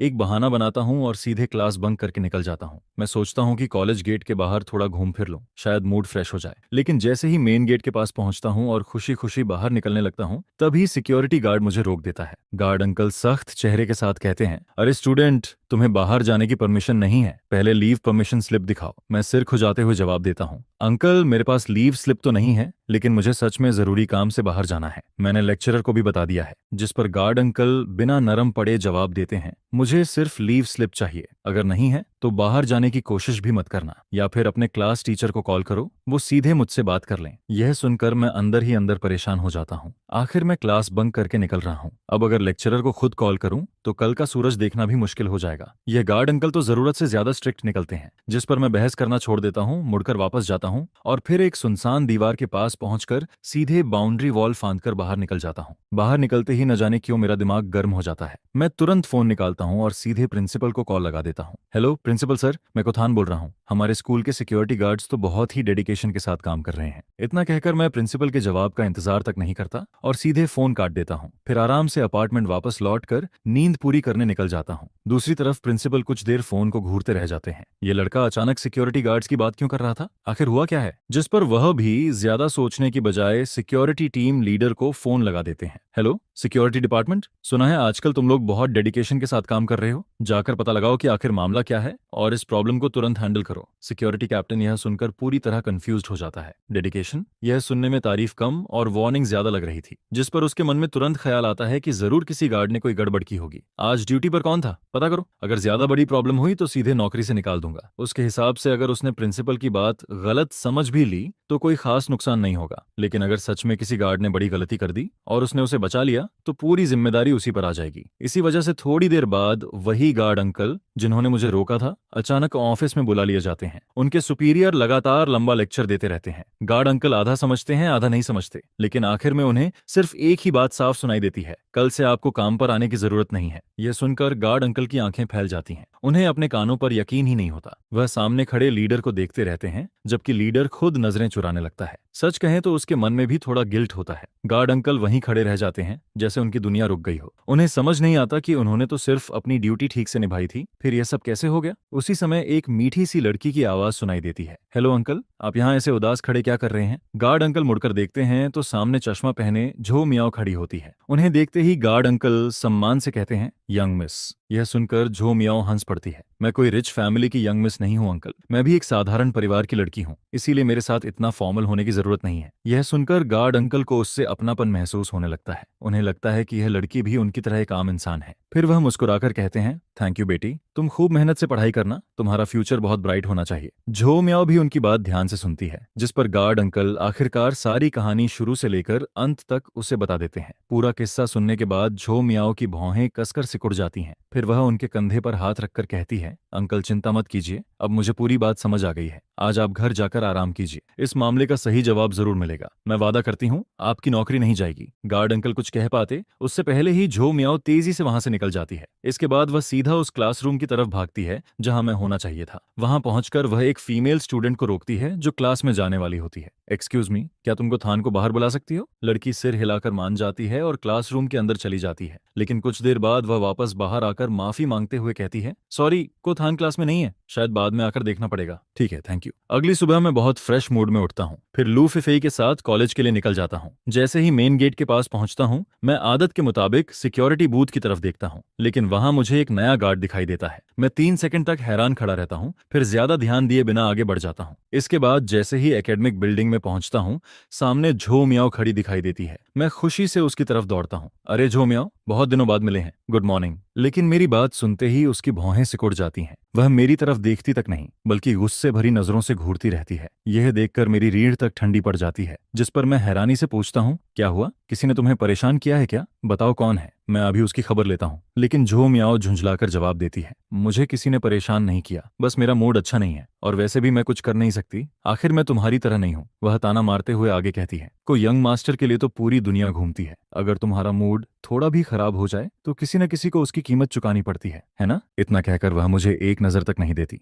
और सीधे वहां से चली जाती है। मैं 5 सेकंड तक वहीं खड़ा रह जाता हूँ। उसका यह अजीब बिहेवियर मेरे सिर के ऊपर से निकल जाता है। यह आखिर हुआ क्या है? इसके बाद मैं क्लासरूम में जाकर अपनी सीट पर बैठ जाता हूँ, लेकिन मन अभी भी परेशान रहता है। तभी यूशिन मेरी तरफ देखता है और पूछता है, क्या हुआ? तुम इतने परेशान क्यों लग रहे हो? यह सुनकर मुझे जैसे अपना दुख सुनाने वाला इंसान मिल जाता है। मैं तुरंत उसकी तरफ देखकर कहता हूँ, यार जरा बताओ तो सही, आखिर झो मियाओ मुझसे इतनी नाराज क्यों है? यह सवाल सुनते ही यूशिन कुछ पल के लिए पूरी तरह चुप रह जाता है। वह वहीं का वहीं खड़ा रह जाता है और काफी देर तक चुप रहता है, जिस पर उसकी आंखों में हल्की घबराहट देखकर मुझे अचानक याद आता है कि मैंने अभी तक उसे पूरी कहानी बताई ही नहीं है। सच में मैं भी कभी कभी गोल्डफिश दिमाग वाला इंसान बन जाता हूँ। इसके बाद जब वो हम मेरी पूरी बात ध्यान से सुन लेता है तो उसके चेहरे पर सोच में डूबा हुआ एक्सप्रेशन आ जाता है। फिर वह मुझसे पूछता है, अभी तुमने बताया था ना कि कल क्लास बंक करके बाहर निकलने के बाद तुमने प्रिंसिपल को कॉल किया था? मैं सिर हिलाकर जवाब देता हूँ, हाँ। जिस पर वह फिर पूछता है, और उस कॉल में तुमने आखिर कहा क्या था? मैं ठुड्डी सहलाते हुए थोड़ा सोचता हूँ, फिर जवाब देता हूँ, कुछ खास नहीं। उस समय पता नहीं क्यों खून गर्म हो गया था, इसलिए मैंने प्रिंसिपल को कॉल करके बस इतना कहा कि हमारी स्कूल सिक्योरिटी टीम बहुत डेडिकेशन के साथ काम कर रही है, बस। इसके अलावा मैंने कुछ नहीं कहा। यह सुनकर वो हम काफी देर तक सोचता रहता है, फिर लंबी सांस छोड़ते हुए मेरी तरफ देखता है। मुझे लगता है प्रिंसिपल तुम्हारी बात समझ ही नहीं पाए होंगे, जिस पर उन्होंने नीचे वालों से पूछताछ शुरू कर दी होगी और फिर नीचे वालों ने उनकी बात का गलत मतलब निकाल लिया होगा। मैं हैरानी से उसकी तरफ देखता हूँ। तो झो मियाँ इतनी गुस्सा क्यों है? वो हम जवाब देता है, मुझे लगता है वजह सिंपथी है। सिंपथी? मैं और भी कंफ्यूज्ड हो जाता हूँ, जिस पर वो हम कहता है, तुम्हें झो मियाँ के बारे में नहीं पता क्या? मैं तुरंत उत्सुक हो जाता हूँ, नहीं, लेकिन तुम्हारी उससे अच्छी फ्रेंडशिप लगती है, जल्दी बताओ। इसके बाद वो हम मुझे झो मियाओ के बारे में बताना शुरू करता है। झो मियाओ के एंट्रेंस एग्जाम मार्क्स बहुत शानदार थे, इसलिए स्कूल ने खुद उसे यहाँ इनवाइट किया था। उसे काफी बड़ी स्कॉलरशिप भी मिली हुई है। मैं सिर हिलाता हूँ, जिस पर वह आगे बताता है, लेकिन उसने यह ऑफर इसलिए एक्सेप्ट किया क्योंकि उसके घर की फाइनेंशियल कंडीशन बहुत खराब है। यह सुनकर मैं चौंक जाता हूँ। सच में? लेकिन उसे देखकर तो कभी नहीं लगता कि वह गरीब फैमिली से है। असल में झो मियाओ की पर्सनालिटी इतनी एलिगेंट है कि वह जो भी कपड़े पहनती है सब एक्सपेंसिव लगते हैं। वो हम फिर आगे कहता है, बिल्कुल सच है, बहुत लोग उसकी फैमिली बैकग्राउंड जानते हैं। उसका परिवार साधारण है और वह सिंगल पेरेंट फैमिली में बड़ी हुई है। वह थोड़ा रुककर फिर कहता है, सुना है उसकी माँ को पहले काम के दौरान कुछ अमीर लोगों ने बहुत परेशान किया था, जिस पर झो मियाओ को रिच पीपल से काफी नफरत हो गई। यह सुनकर मेरे दिमाग में जैसे बिजली सी कौंध जाती है। अब मुझे समझ आने लगता है कि झो मियाओ मुझसे इतना नाराज क्यों थी। वो हम फिर कहता है, तुमने नोटिस किया होगा कि स्कूल में कई लड़के उसे प्रपोज करते हैं। मैं सिर हिलाता हूँ, लेकिन उनमें से ज्यादातर रिच फैमिली के लड़के होते हैं, इसीलिए बिना सोचे भी समझा जा सकता है कि उन सबको सीधे रिजेक्ट कर दिया जाता है। मैं उत्सुक होकर पूछता हूँ, अगर कोई रिच फैमिली से ना हो तब? वो हम कंधे उचकाता है, पता नहीं, ऐसा केस शायद कभी हुआ ही नहीं। आखिर हमारा यूनिवर्सिटी एलीट यूनिवर्सिटी है। यहाँ या तो लोग बहुत अमीर हैं या फिर एक्स्ट्रा ऑर्डिनरी टैलेंट की वजह से आए हैं, और जो पढ़ाई में अच्छे लड़के होते हैं उनमें अक्सर कॉन्फिडेंस की कमी होती है, इसलिए कोई जाकर उससे कन्फेस नहीं करता। यह सुनकर मैं धीरे से सिर हिलाता हूँ। अब सारी बातें धीरे धीरे क्लियर होने लगती हैं। तो इसलिए झो मियाँ कल इतनी गुस्सा थी? मुझे लगता है कि उसने अपनी माँ के साथ हुई पुरानी बातें याद कर ली होंगी। जिस पर वो हम मेरी तरफ देखकर कहता है, मेरे हिसाब से उसने तुम्हें गलत समझ लिया है। शायद उसे लगा कि तुम्हारा मूड खराब था, इसलिए तुमने गार्ड अंकल को सजा दिलवा दी। मैं तुरंत सफाई देता हूँ, मेरा ऐसा कोई इरादा नहीं था। हाँ, उस वक्त मैं थोड़ा इरिटेट जरूर था, लेकिन मैं उन रिच स्पॉट स्पॉइल्ड ब्रैट्स जैसा नहीं हूँ जो ताकत के दम पर दूसरों को दबाते हैं। यह सुनकर वो हम हल्की सांस छोड़ता है। सच कहूं तो पावर अब्यूज कोई नई बात नहीं है। दुनिया हमेशा से बड़ी मछली छोटी मछली को खाती आई है, इसलिए झो मियाओ का गलत समझना भी पूरी तरह अजीब नहीं है। मैं कुछ देर चुप रहता हूँ, फिर अचानक कहता हूँ, ठीक है, अब मुझे पता है कि क्या करना है। वो हम हैरानी से पूछता है, क्या करने वाले हो? लेकिन तभी हमें महसूस होता है कि क्लास में असामान्य शांति छा गई है। हम दोनों ऊपर देखते हैं तो सामने लेक्चर्स हमें घूर रहे होते हैं। तुम दोनों बाकी स्टूडेंट्स को डिस्टर्ब कर रहे हो, अगर बातें करनी है तो बाहर जाओ। यह सुनकर हम दोनों एक दूसरे को देखते हैं और तुरंत चुप हो जाते हैं। इसके बाद पूरा लेक्चर शांति से गुजरता है। जैसे ही छुट्टी की बेल बजती है, मैं फौरन झो मियाओ को ढूंढने निकल पड़ता हूँ। उसकी क्लासरूम के बाहर पहुंचते ही मैं एक लड़की को रोकता हूँ। एक्सक्यूज मी, क्या तुम झो मियाओ को बाहर बुला सकती हो? बोलना को थानों से ढूंढ रहा है। Thank you. लड़की मुझे ऊपर से नीचे तक देखती है और फिर मुस्कुराने लगती है। अरे तुम हो, आज तो काफी जल्दी कन्फेशन करने आ गए। मैं तुरंत घबरा जाता हूँ। अरे नहीं, मैं उसे प्रपोज करने नहीं आया हूँ, बस जरूरी बात करनी है। जिस पर वह हंसते हुए कहती है, ठीक है, इतने हैंडसम हो तो मैं हेल्प कर देती हूँ। वैसे मुझे लगता है तुम्हारे चांसेस काफी अच्छे हैं। यह कहकर वह क्लासरूम के अंदर चली जाती है। कुछ सेकंड बाद उसकी आवाज अंदर से सुनाई देती है, झो मियाओ, बाहर एक हैंडसम लड़का तुम्हें बुला रहा है। उसका नाम कुथान है। मैं बाहर खड़ा इंतजार करता रहता हूँ। मन में डर भी होता है कि कहीं झो मियाओ आने से मना न कर दे, लेकिन मेरी उम्मीद के विपरीत वह सच में बाहर आ जाती है। वह शांत चेहरे के साथ पूछती है, मुझसे कोई काम था? उसकी ठंडी आवाज सुनकर मेरे दिल में अजीब सा खालीपन महसूस होता है। मुझे पता होता है कि वह अभी भी गार्ड अंकल वाली बात को लेकर नाराज है। जिस पर मैं गंभीर होकर कहता हूँ, क्या तुम मुझे कुछ मिनट दे सकती हो? कहीं और चलकर बात करते हैं। वह बिना कुछ कहे सिर हिला देती है। इसके बाद हम दोनों क्लासरूम से दूर टीचिंग बिल्डिंग के पास खाली मैदान में पहुंच जाते हैं। मैं चारों तरफ ध्यान से देखता हूँ। जब यकीन हो जाता है कि आसपास कोई नहीं है, तब मैं उसकी आंखों में देखकर गंभीर आवाज में बोलता हूँ, गार्ड अंकल वाली घटना में मेरा कोई हाथ नहीं है। मैंने ऐसा कुछ भी नहीं करवाया। मैं थोड़ा रुकता हूँ और फिर आगे कहता हूँ, लेकिन तुम चिंता मत करो, मैं इस मामले को खुद हैंडल करूंगा। इसके बाद मेरी आवाज थोड़ी सख्त हो जाती है, लेकिन झो मियाओ,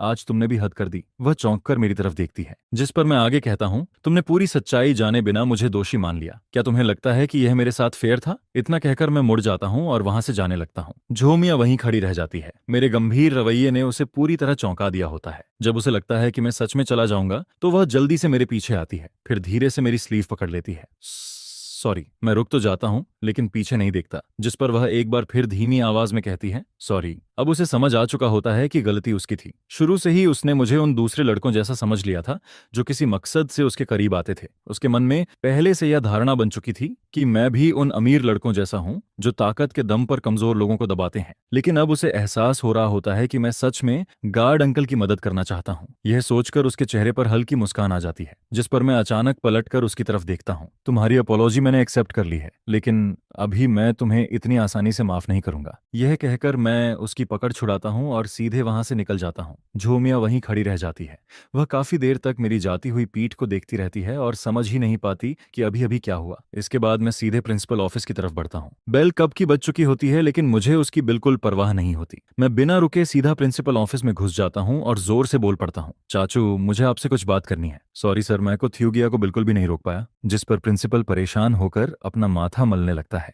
वो पहले तो गुस्से में कुछ सुनाने ही वाला था, लेकिन जैसे ही उसकी नजर मुझ पर पड़ती है, उसका चेहरा तुरंत बदल जाता है और हंसते हुए कहता है, अरे थ्यूगिया, आप यहाँ कैसे? कोई खास बात है क्या? आइए आइए, जल्दी अंदर बैठिए। जिस पर वो अपने असिस्टेंट से कहता है, तुम पहले बाहर जाओ, मुझको थ्यूगिया से प्राइवेट बात करनी है। असिस्टेंट हैरानी से मुंह खोले खड़ा रह जाता है। उसने पहली बार प्रिंसिपल को किसी स्टूडेंट के सामने इतना दबते हुए और इतना खुशामद करते हुए देखा था। फिर प्रिंसिपल का इशारा देखते ही वो जल्दी से बाहर निकल गया। इसके बाद मैं कुर्सी पर बैठने की बजाय सीधा उसकी डेस्क तक पहुंचता हूँ और जोर से हाथ मारकर पूछता हूँ, आपने ऐसा क्यों किया? मैंने तो सिर्फ हमारे स्कूल के सिक्योरिटी गार्ड की तारीफ की थी। वो अपना काम बहुत जिम्मेदारी से करता है। ठीक है, मैं मानता हूँ कि कल मेरा रवैया थोड़ा अजीब था, लेकिन इसका मतलब ये तो नहीं कि मैं चाहता था कि उसे जॉब से निकाल दिया जाए। जॉब से निकाल दिया जाए? प्रिंसिपल हैरानी से कहता है, मैंने तो सिर्फ सिक्योरिटी टीम के कैप्टन को हाल चाल पूछने भेजा था। मैं भला उसे निकालने की बात कैसे कर सकता हूँ? जिस पर मैं तुरंत कहता हूँ, मैं नहीं चाहता कि उनकी जॉब जाए। कुल मिलाकर आप उन्हें वापस बुलाइए और कहिए कि वो फिर से काम पर लौट आएं। आपने सुना ना, उन्हें वापस बुलाइए। वो सच में अपने काम के प्रति बहुत डेडिकेटेड हैं। ऐसे एम्प्लॉय पर स्कूल को गर्व होना चाहिए। प्रिंसिपल कुछ देर सोच में पड़ जाता है, फिर कहता है, ठीक है, अगर कौ थ्यू गया इतनी जोर देकर कह रहे हैं तो मैं और क्या कह सकता हूँ। लेकिन कौ थान, आगे से ऐसा मत किया करो। हर बार गुस्से में आकर लोगों को बुरा भला कहना अच्छी बात नहीं है। अब तुम बच्चे नहीं रहे, अपने एक्शंस की जिम्मेदारी लेना सीखो। उसकी बातें सुनकर मैं भी चुप हो जाता हूँ और अपने बारे में सोचने लगता हूँ। कुछ देर बाद मैं सिर झुकाकर कहता हूँ, आप सही कह रहे हैं, इस बार गलती सच में मेरी थी। ऐसा करते हैं, जब आप उस गार्ड अंकल को वापस बुलाएं तो उनकी सैलरी भी बढ़ा दीजिए। पैसों की चिंता मत कीजिए, पूरा खर्च मैं दूंगा, इसे मेरी तरफ से बोनस समझ लीजिए। इतना कहकर मैं तुरंत फोन निकालता हूँ और प्रिंसिपल के अकाउंट में पैसे ट्रांसफर कर देता हूँ। इसके बाद मैं खुश होकर प्रिंसिपल ऑफिस से बाहर निकल जाता हूँ। हॉलवे में कदम रखते ही मेरे शरीर से जैसे सारा बोझ उतर जाता है। कम से कम यह मामला अब अच्छे से सुलझ गया था, जिस पर मैं राहत की सांस लेता हूँ और गुनगुनाते हुए क्लासरूम की तरफ बढ़ने लगता हूँ। लेकिन तभी अचानक मेरी टक्कर लूक फीफी से हो जाती है। मैं हैरानी से पूछता हूँ, तुम कहाँ जा रही हो? जिस पर लूक फीफी रुक जाती है और ठंडे चेहरे के साथ मुझे घूरने लगती है। वो अपने हाथ सीने पर बांध लेती है और गोलियों जैसी नजरों से मुझे देखने लगती है। उसकी नजरें देखकर मेरे रोंगटे खड़े होने लगते हैं। आखिरकार वो गुस्से में बोल पड़ती है, तुम प्रिंसिपल ऑफिस में क्या करने गए थे? कहीं तुम जोमियो के लिए तो नहीं गए थे? बोलो, जवाब दो। मैं चौंक कर पूछता हूँ, क्या तुम जोमियो को जानती हो? जिस पर लुक फीफी होंठ भींच कर कहती है, उस लड़की से मेरी बिल्कुल नहीं बनती, मैं उसे कैसे नहीं जानूंगी। इसके बाद वो मुझे और भी गुस्से से घूरती है। कुथान, तुम्हें क्या हो गया है? कोई भी खूबसूरत लड़की दिखती है और तुम्हारी आंखें चमकने लगती हैं, फिर तुम उसके पीछे भागना शुरू कर देते हो। यह सुनकर मुझे सारी बात समझ आ जाती है। तो जिस बड़ी बहन का तुमने पहले जिक्र किया था वो जोमियो ही थी, और उस दिन जब तुम जिद करके कार से उतर गए थे वो भी इसलिए क्योंकि तुम्हें जोमियो दिख गई थी। सही कह रही हो ना? तुमने मुझे सड़क पर छोड़ दिया था सिर्फ उसके लिए। आखिर तुम्हारा मतलब क्या है? अगर मैं तुम्हें पसंद नहीं हूं तो सीधे बोल दो, मैं भी तुम्हारे पीछे पड़ी रहने वाली नहीं हूं। यह कहते कहते उसकी आंखें लाल हो जाती हैं, जिस पर मैं जल्दी से समझाने की कोशिश करता हूं, फीफी ऐसी बात नहीं है, मैं सच में उसे सिर्फ एक फ्रेंड मानता हूं। फ्रेंड? लुक फीफी तुरंत चिल्लाती है, तुम दोनों का वीडियो पूरे कैंपस नेटवर्क पर फैल चुका है। अब कौन है जिसे इसके बारे में नहीं पता? जोमियो ने पहली बार किसी लड़के के साथ ऐसा बर्ताव किया है। वीडियो? मैं हैरान होकर पूछता हूँ, जिस पर वो तुरंत फोन निकालती है और मेरे सामने वीडियो चला देती है। मैं ध्यान से देखता हूँ। वीडियो में मैं और जो म्यू वही खाली मैदान में बात करते हुए नजर आ रहे होते हैं। कैमरा बहुत दूर से रिकॉर्ड कर रहा था, इसलिए आवाज साफ नहीं आती, लेकिन हमारे सारे एक्शन साफ दिखाई दे रहे थे। जो भी इस वीडियो को देखता वो यही सोचता कि हमारे बीच जरूर कुछ चल रहा है। जिस पर मैं तुरंत कहता हूँ,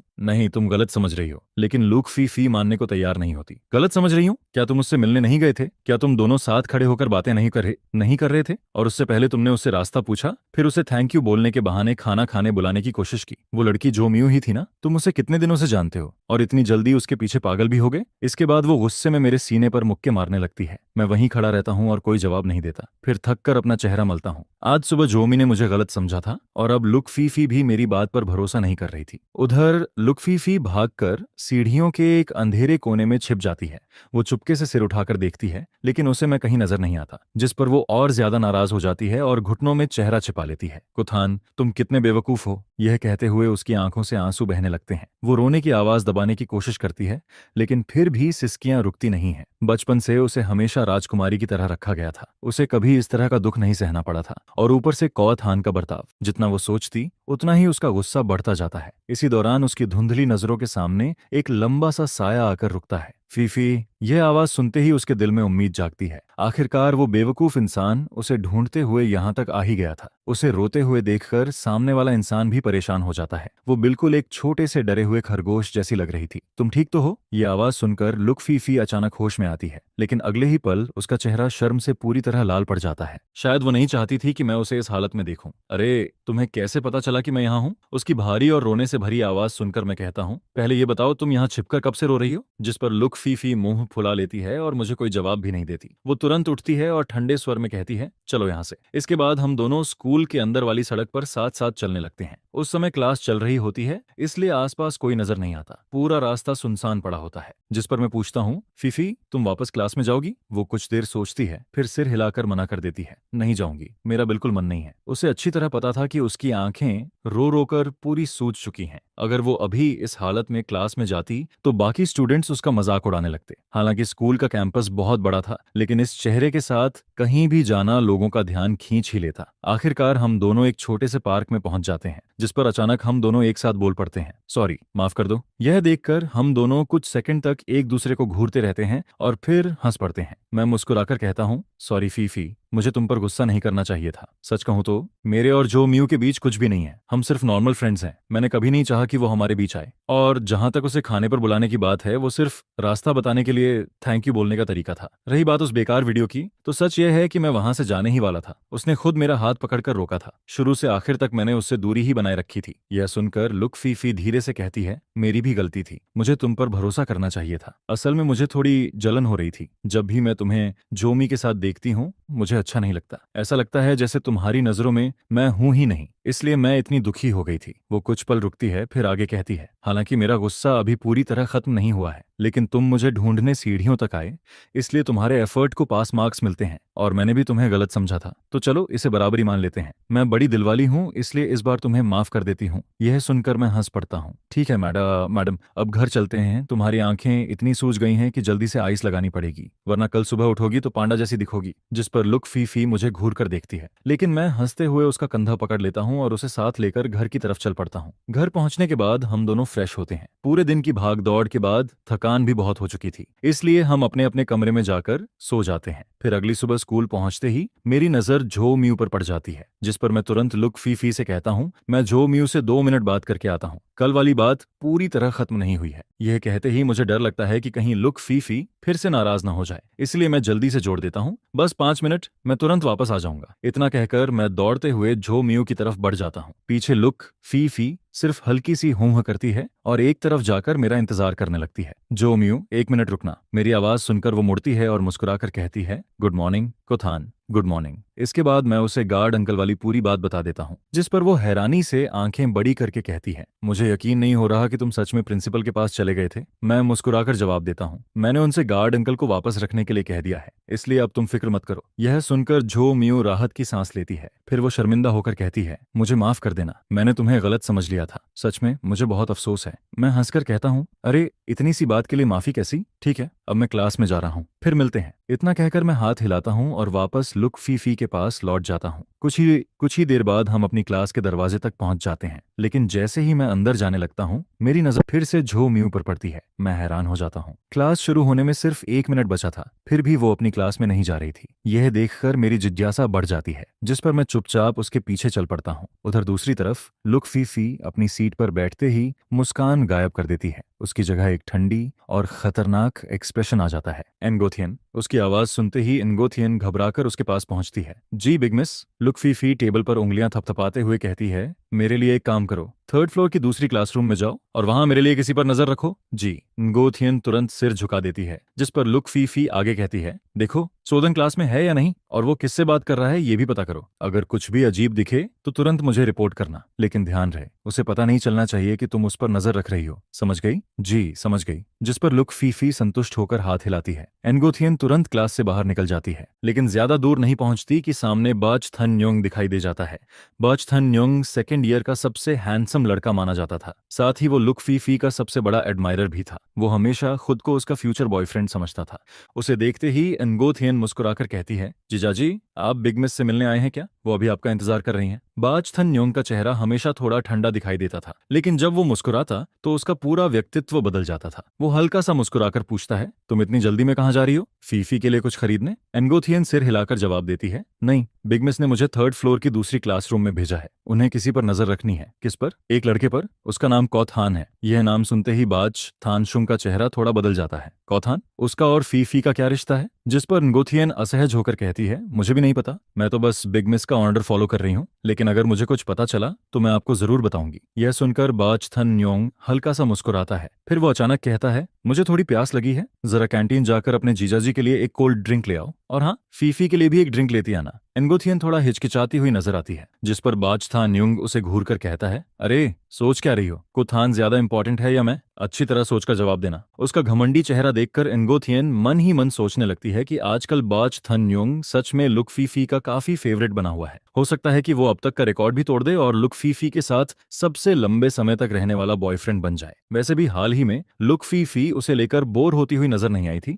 और न ही उसने किसी नए टारगेट में इंटरेस्ट दिखाया था। काफी सोच विचार करने के बाद एनगोथियन को भी यही लगता है कि फिलहाल बाच थाना न्यूंग का वजन ज्यादा है, जिस पर वो तुरंत मुस्कुराकर कहती है, ये भी कोई पूछने वाली बात है? बिल्कुल, जीजा जी सबसे इंपॉर्टेंट है। मैं अभी ड्रिंक लेकर आती हूँ, अब बिल्कुल चिंता मत कीजिए, जब तक आप यहाँ यहाँ हैं, फीफी दीदी नाराज नहीं होंगी। यह सुनकर बाज थान न्योंग संतुष्ट होकर सिर हिलाता है। अच्छा, अब जल्दी जाओ, बातें बनाना बंद करो। एनगो थियन तुरंत वहां से निकल जाती है। जब बाज थन न्योंग देख लेता है कि वो सच में कैंटीन की तरफ जा रही है, तब जाकर वो अपनी नजरें हटाता है और आराम से क्लास के अंदर प्रवेश करता है। फीफी अंदर आते ही वो सीधा लुक फीफी के पास पहुंच जाता है। वैसे लुक फीफी के बगल वाली सीट हमेशा खाली रहती थी, क्योंकि वो सीट सिर्फ उसके बॉयफ्रेंड के लिए रिजर्व्ड मानी जाती थी, जिस पर बाज थन न्योंग बिना पूछे कुर्सी खींचकर बैठ जाता है और उसका कंधा पकड़कर उससे चिपकने लगता है। लेकिन लुक फीफी की तरफ से कोई रिएक्शन नहीं आता। यह देखकर उसे कुछ अजीब महसूस होता है। जब वो ऊपर देखकर उसका चेहरा देखता है तो उसकी रूह तक कांप जाती है। लुक फीफी का एक्सप्रेशन पूरी तरह बर्फ जैसा ठंडा था, जिस पर वो जल्दी से पूछता है, फीफी क्या हुआ, किसी ने तुम्हें परेशान किया है क्या? लेकिन लुक फीफी पहले से ही चिड़चिड़ी हुई बैठी थी। ऊपर से उसका चेहरा देखते ही उसका मूड और खराब हो जाता है। तुम यहाँ क्या करने आए हो? जिस पर बाज थन न्योंग प्यार भरी नजरों से कहता है, तुम्हारी याद आ रही थी इसलिए आ गया। लेकिन लुक फीफी उसकी बातों पर बिल्कुल ध्यान नहीं देती। उसका पूरा ध्यान कहीं और ही अटका हुआ था। यह देखकर बाज थन न्योंग अंदर ही अंदर बेहद नाराज हो जाता है। उसे साफ महसूस हो रहा था कि लुक फीफी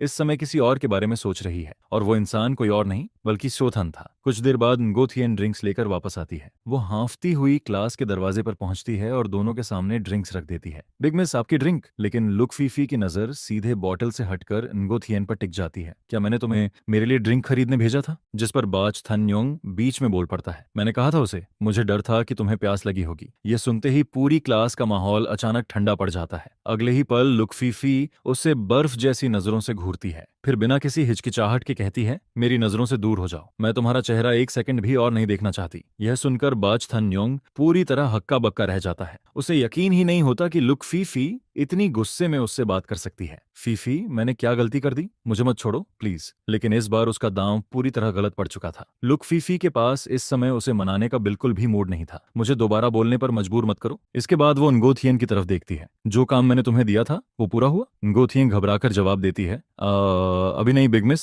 मैं अभी जाती हूँ। इसी दौरान बाज थन न्योंग उसे घूरते हुए पूछता है, तो इसका मतलब तुम मुझसे ब्रेकअप करना चाहती हो? उसे अब भी उम्मीद थी कि शायद उसने गलत सुना हो, लेकिन लुक फीफी बिना झिझक सिर हिला देती है। हाँ हाँ, आज से हमारा ब्रेकअप हो गया, और अगर समझदार हो तो दोबारा मेरे सामने मत आना। यह सुनते ही बाज थन न्योंग का चेहरा सफेद पड़ जाता है। वो समझ ही नहीं पाता कि लुक फीफी इतनी बेरहम कैसे हो सकती है। हालांकि उसने पहले भी लोगों से सुन रखा था कि लुक फीफी का स्वभाव ऐसा ही है। जब तक वो किसी को पसंद करती है उसे सिर आंखों पर बिठाकर रखती है, लेकिन जिस दिन इंटरेस्ट खत्म हो जाता है उसी दिन वो बिना पीछे देखे रिश्ता खत्म कर देती है। फिर भी बाज थन न्योंग हमेशा खुद को बाकी लोगों से अलग समझता था। उसे लगता था कि वो स्पेशल है, लेकिन अब उसकी सारी गलतफहमियां टूट चुकी थीं। उधर क्लास के बाकी लड़कों के लिए यह खबर किसी फेस्टिवल से कम नहीं थी, क्योंकि लुक फीफी फिर से सिंगल हो चुकी थी, जिस पर कई लड़के तुरंत बाज थाना न्योंग का मजाक उड़ाने लगते हैं। अरे भाई, अब तो निकल लो, इतनी बेइज्जती के बाद भी यहीं खड़े हो? तुम्हारा चेहरा एस्फॉल्ट रोड से भी ज्यादा मोटा है क्या? बिग मिस ने साफ मना कर दिया। फिर भी समझ नहीं आ रहा? अब से इस क्लास के आसपास भी मत दिखना। फीफी तुम्हें देखकर परेशान हो रही हैं। चारों तरफ से उड़ते तानों को सुनकर बाज थन न्योंग का चेहरा और भी बदसूरत हो जाता है। उसने जिंदगी में कभी इतनी बड़ी बेइज्जती नहीं झेली थी। स्कूल में आने के बाद अपनी लुक्स और किस्मत के दम पर वो जल्दी ही लुक फीफी का बॉयफ्रेंड बन गया था, और इसी वजह से स्कूल का सबसे चर्चित लड़का भी बन गया था। स्कूल में एक अनकहा रूल था, जो भी लुक फीफी का बॉयफ्रेंड बनता उसे पूरे स्कूल का टॉप गाय माना जाता। बाज थान न्योंग भी लंबे समय से इसी झूठी शान में जी रहा था। उसे लगता था कि वो लुक फीफी का ट्रू लव है, लेकिन आज वो जितनी ऊंचाई से गिरा था उतना दर्द शायद पहले कभी नहीं हुआ था। आखिरकार वो और ज्यादा बेइज्जती बर्दाश्त नहीं कर पाता, जिस पर वो मुड़ता है और भागता हुआ क्लास से बाहर निकल जाता है। लुक फीफी उसकी तरफ एक नजर तक नहीं डालती। वो बस ठंडी नजरों से पूरी क्लास पर निगाह डालती है, जिस पर कुछ ही सेकंड में पूरा क्लासरूम शांत हो जाता है। लेकिन उसके दिल के अंदर बेचैनी लगातार बढ़ती जा रही थी। उसे खुद समझ नहीं आ रहा था कि आखिर वो इतनी परेशान क्यों है। वो बार बार किसी बात को लेकर सोचती रहती है। इसी बीच जैसे ही वो उठने वाली होती है, इनगोथियन हांफती हुई दौड़कर अंदर आती है। बिग मिस, जिस इंसान पर नजर रखने के लिए आपने मुझे भेजा था वो अपनी क्लास में नहीं है। मैं उस क्लास के सारे स्टूडेंट्स से पूछताछ कर चुकी हूँ, जिसके जवाब में वो लोग बताते हैं कि वह जैसे ही क्लास में आता है वैसे ही तुरंत बाहर निकल गया था, और फिर उसके बाद तो ऐसे गायब हो गया जैसे हवा में उड़ गया हो। यह कहते हुए लू फीफी की आवाज बिल्कुल ठंडी पड़ गई थी। क्या? जिस पर सबको पता चलता है कि वह क्लास में था ही नहीं। लेकिन अगर वह क्लास में नहीं था तो आखिर गया कहाँ? ये सोचकर लू फीफी का दिल लगातार बेचैन होता जा रहा था, जिसे देखकर ऐसा लग रहा था कि उसका बुरा अंदेशा सच साबित हो रहा है। इस बारे बारे में तो मैं भी कुछ नहीं जानती दीदी। जिस पर वू कियन भी अंदर ही अंदर काफी हैरान हो रही थी। आखिर यह गुचेन नाम का लड़का है कौन, और उसका लूफीफी के साथ ऐसा कौन सा रिश्ता है जिसकी वजह से बड़ी मिस इतनी ज्यादा परेशान और फिक्रमंद दिखाई दे रही है। जिस पर लूफीफी अपनी भौहें कसकर सिकोड़ती है, फिर अचानक खड़ी होकर सख्त आवाज में आदेश देती है, चाहे पूरा स्कूल उलट पुलट करना पड़े, लेकिन उसे ढूंढकर मेरे सामने लाओ। यह सुनकर सब लोग दंग रह जाते हैं। क्या गुचेन ने कोई बहुत बड़ी गलती कर दी थी, क्योंकि यह पहली बार था जब किसी ने लूफीफी को इतना ज्यादा गुस्से में देखा था। उसका चेहरा बेहद खराब दिखाई दे रहा था और उसकी आंखों में साफ गुस्सा नजर आ रहा था, जिसे देखकर वो कियन के माथे पर पसीने की बूंदें मगर निकलने लगती हैं। वहीं क्लास के बाकी स्टूडेंट्स भी एक दूसरे को देखते रहते हैं और समझ नहीं पाते कि आखिर हुआ क्या है। बड़ी मिस आखिर किसे ढूंढ रही है कि इतना गुस्सा कर रही है, लेकिन वहां मौजूद किसी की भी हिम्मत नहीं होती कि उससे एक सवाल तक पूछ सके, बल्कि कोई जोर से सांस लेने की भी हिम्मत नहीं करता है, क्योंकि इस वक्त लूफीफी के पूरे शरीर से ऐसा प्रेशर निकल रहा था जैसे यामा खुद किसी की जान लेने आ गया हो। इसके बाद जब लूफीफी क्लास से बाहर निकलती है, तभी बाकी लोग राहत की सांस लेते हैं और आपस में धीरे धीरे बातें करना शुरू कर देते हैं। देखा तुम लोगों ने, बड़ी मिस का चेहरा कितना डरावना हो गया था। मैंने तो उन्हें आज तक इतना गुस्से में नहीं देखा। तुम्हें क्या लगता है, जिस आदमी को वो ढूंढ रही हैं उसने कहीं उनकी बेइज्जती तो नहीं कर दी? जिस पर दूसरा स्टूडेंट कहता है, मुझे तो लगता है उसका काम तमाम है। लूफीफी अगर सच में गुस्सा हो जाए तो बहुत खतरनाक होती है। बिल्कुल सही कहा, उस लड़के की हिम्मत की भी दाद देनी पड़ेगी। वूचेन वैसे तो लूफीफी की सबसे भरोसेमंद फॉलोअर थी। उसकी चापलूसी की स्किल्स तो अच्छी थी ही, लेकिन उसका काम करने का तरीका भी काफी तेज था, इसलिए वह तुरंत सिक्योरिटी ऑफिस पहुंचकर जानकारी जुटाने लगती है। वहीं दूसरी तरफ लूफीफी कॉरिडोर में खड़ी होकर बेचैनी से इंतजार कर रही होती है। उसका दिल आग की तरह जल रहा था, लेकिन उसे समझ नहीं आ रहा था कि अब क्या करे। जिस पर वह पास की एक क्लास में जाकर बैठ जाती है और वू कियन के लौटने का इंतजार करने लगती है। कुछ देर बाद वू कियन वापस आकर रिपोर्ट तो देती है,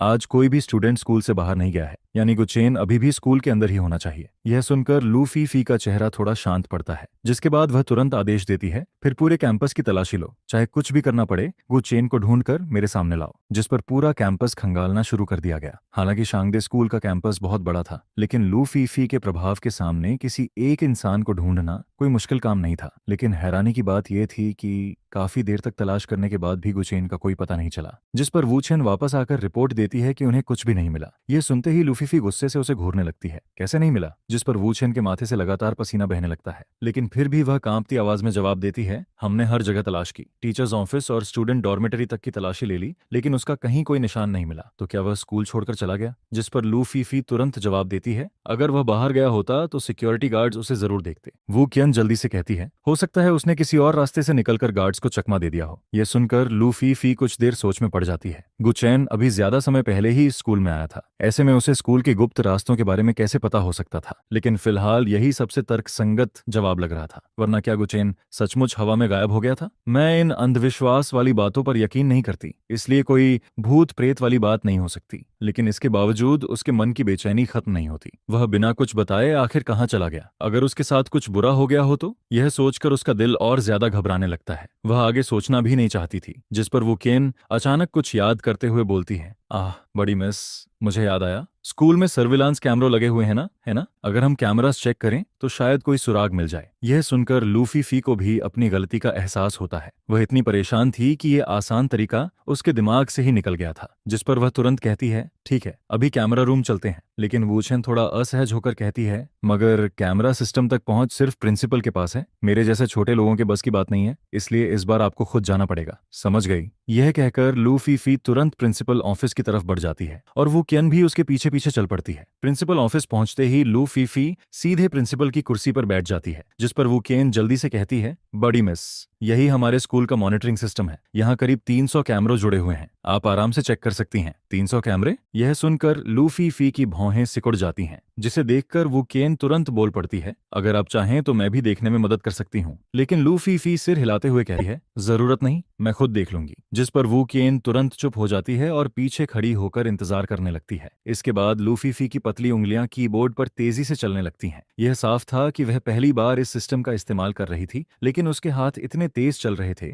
जैसे वह सालों से इसे चला रही हो। उसने प्रिंसिपल से एक भी सवाल नहीं पूछा और खुद ही सिस्टम को बड़ी आसानी से ऑपरेट करना शुरू कर दिया, जिसे देखकर वो कियन की आंखें हैरानी से फैल जाती हैं। उसे यकीन ही नहीं होता कि उनकी बड़ी मिस की कंप्यूटर स्किल्स इतनी जबरदस्त हो सकती हैं। उसे तो हमेशा लगता था कि लू फीफी सिर्फ गेम्स खेलने तक ही लिमिटेड है, लेकिन उसकी कीबोर्ड चलाने की स्पीड देखकर कोई भी हैरान रह जाता है। ऐसा लग रहा था जैसे उसे इस सिस्टम के हर कोने की पूरी जानकारी हो। वो क्या इतने सालों से बड़ी मिस के साथ घूम रही थी, लेकिन उसे आज तक पता ही नहीं था कि उनकी बड़ी मिस इतनी ज्यादा प्रो निकलेगी। जिस पर लू फीफी बहुत जल्दी उन सभी सस्पिशियस लोकेशंस को निकाल लेती है जिनके बारे में वो कियन ने बताया था। फिर वह एक साथ 6 कैमरा विंडोज खोल देती है ताकि समय बचाया जा सके। इसके बाद उसकी नजरें बिजली की तरह स्क्रीन्स पर दौड़ने लगती हैं। ऐसा लग रहा था जैसे उसकी एक आंख एक साथ 10 लाइनें पढ़ सकती हो। वह बिना पलक झपकाए लगातार उन 6 स्क्रीन्स को स्कैन करती जा रही थी। वहीं पीछे खड़ी वू छियन सिर्फ देखकर ही चकराने लगती है। मुश्किल से 10 मिनट कैमरास देखने के बाद ही उसकी आंखें सूखने लगती हैं और उनमें जलन होने लगती है। लेकिन लू फीफी पर इसका जरा भी असर नहीं पड़ता,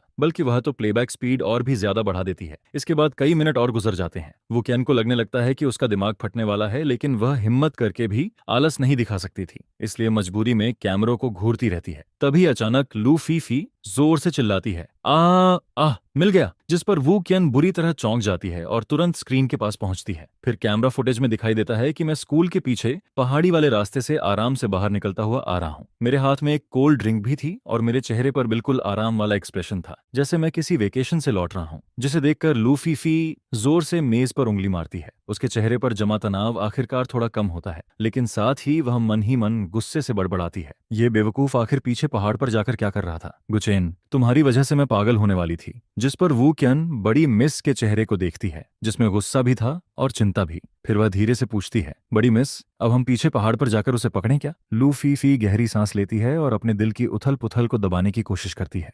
फिर वह तुरंत खड़ी होती है और बाहर की तरफ बढ़ जाती है। बिल्कुल जाएंगे। मुझे उसे पकड़कर पूछना है कि आखिर वह बिना बताए कहाँ गायब हो गया था। वहीं दूसरी तरफ मैं पीछे पहाड़ पर थोड़ी देर फ्रेश एयर लेने के बाद वापस क्लास की तरफ लौटने का सोच रहा था, लेकिन तभी मुझे दूर से लू फीफी दिखाई देती है, जो गुस्से में मेरी तरफ तेजी से चली आ रही थी। उसकी आंखें हल्की लाल हो रखी थीं, जिसे देखकर मुझे तुरंत समझ आ गया कि वह मेरी वजह से कितनी ज्यादा परेशान हुई थी। जिस पर मेरा दिल अचानक पिघल जाता है और मैं माफी मांगने के लिए मुंह खोलने ही वाला था, लेकिन उससे पहले ही लू फीफी मेरे सामने पहुंचती है और हल्के से मेरे सीने पर मुक्का मार देती है। गुचैन, तुम्हें पता भी है कि मैं तुम्हारे लिए कितनी परेशान हो गई थी? मुझे लगा था तुम्हारे साथ कोई एक्सीडेंट हो गया है। मैंने पूरा स्कूल सिर पर उठा लिया था, यहाँ तक कि सर्विलांस कैमरों तक चेक कर डाले, और तुम यहाँ छिपकर आराम कर रहे थे। जिस पर मैं जल्दी से सफाई देता हूँ, क्लास में बहुत बोर हो रहा था, इसलिए बस थोड़ी देर फ्रेश एयर लेने यहाँ आ गया था। मुझे क्या पता था कि तुम इतनी ज्यादा परेशान हो जाओगी। Sorry Phi Phi. यह कहते हुए मैं उसका हाथ पकड़ लेता हूँ और उसे मनाने लगता हूँ, जिस पर वह गुस्से से मुझे घूरती जरूर है, लेकिन अपना हाथ वापस नहीं खींचती। फिर वह धीरे से कहती है, अगली बार ऐसा मत करना। अगर कहीं जाना हो तो कम से कम मुझे बता तो दिया करो। जिस पर मैं मुस्कुराते हुए सिर हिलाता हूँ और उसके बालों पर हल्के से हाथ फेरता हूँ।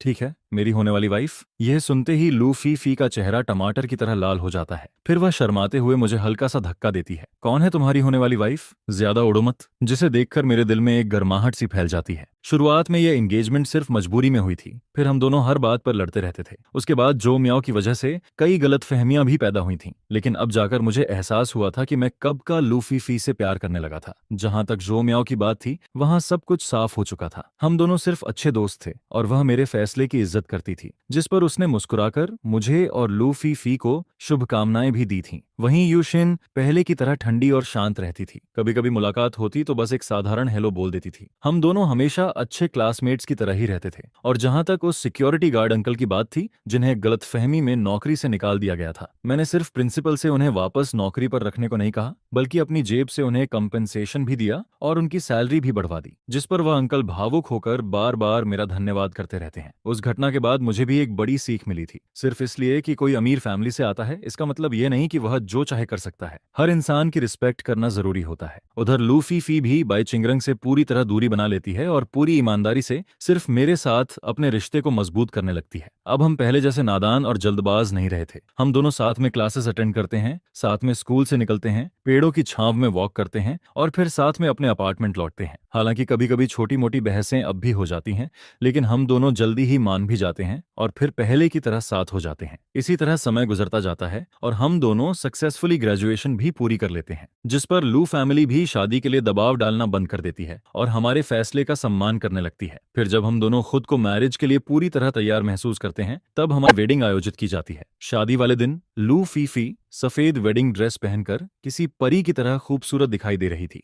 उसकी आंखें मुस्कुरा रही थीं और उनमें एक बेहद कोमल प्यार भरा हुआ था, जिस पर मैं धीरे से उसका हाथ पकड़ता हूँ। सब लोगों की मौजूदगी और आशीर्वाद के बीच मैं गंभीर आवाज में कहता हूँ, लू लू फीफी, बचपन से हम दोनों हर दिन लड़ते रहे हैं। मुझे हमेशा लगता था कि हम सिर्फ बचपन के राइवल ही बने रहेंगे, लेकिन आज मुझे एहसास होता है कि तुम ही वह इंसान हो जिसके साथ मैं पूरी जिंदगी बिताना चाहता हूँ। आने वाले हर दिन मैं तुम्हारी रक्षा करूंगा, तुम्हें प्यार करूंगा और जिंदगी भर तुम्हारा साथ नहीं छोड़ूंगा। जिस पर लू फीफी की आंखें नम हो जाती हैं। फिर वह चमकती मुस्कान के साथ जवाब देती है, गुचैन, मैं तैयार हूँ। नीचे बैठे लू फैमिली के सभी लोग यह दृश्य देखकर संतुष्टि से मुस्कुराते हैं। ग्रैंडपा लू के चेहरे पर भी गर्व साफ दिखाई देता है। घर के सर्वेंट्स भी खुशी से तालियां बजाने लगते हैं। वहीं झोमियाओ और यूशिन गेस्ट बनकर हमारी शादी में आते हैं और दिल से हमें शुभकामनाएं देते हैं। इसके बाद हमारी मैरिड लाइफ भी बेहद खुशहाल तरीके से आगे बढ़ती है। कभी कभी हम दोनों बचपन के उन दिनों को याद करते हैं जब हर छोटी बात पर लड़ाई हो जाती थी, और आखिर में मुझे एक बात पूरी तरह समझ आ जाती है। दुनिया का सबसे खूबसूरत प्यार हमेशा किसी फिल्म की तरह धमाकेदार मुलाकातों से नहीं शुरू होता। कभी कभी सबसे सच्चा प्यार वही होता है जो बचपन से चुपचाप आपके साथ चलता रहता है। और शायद चिंगमे झुमा यानी चाइल्डहुड स्वीट हार्ट्स का प्यार ही ऐसा प्यार होता है जो सबसे ज्यादा लंबा और सबसे ज्यादा खूबसूरत साबित होता है।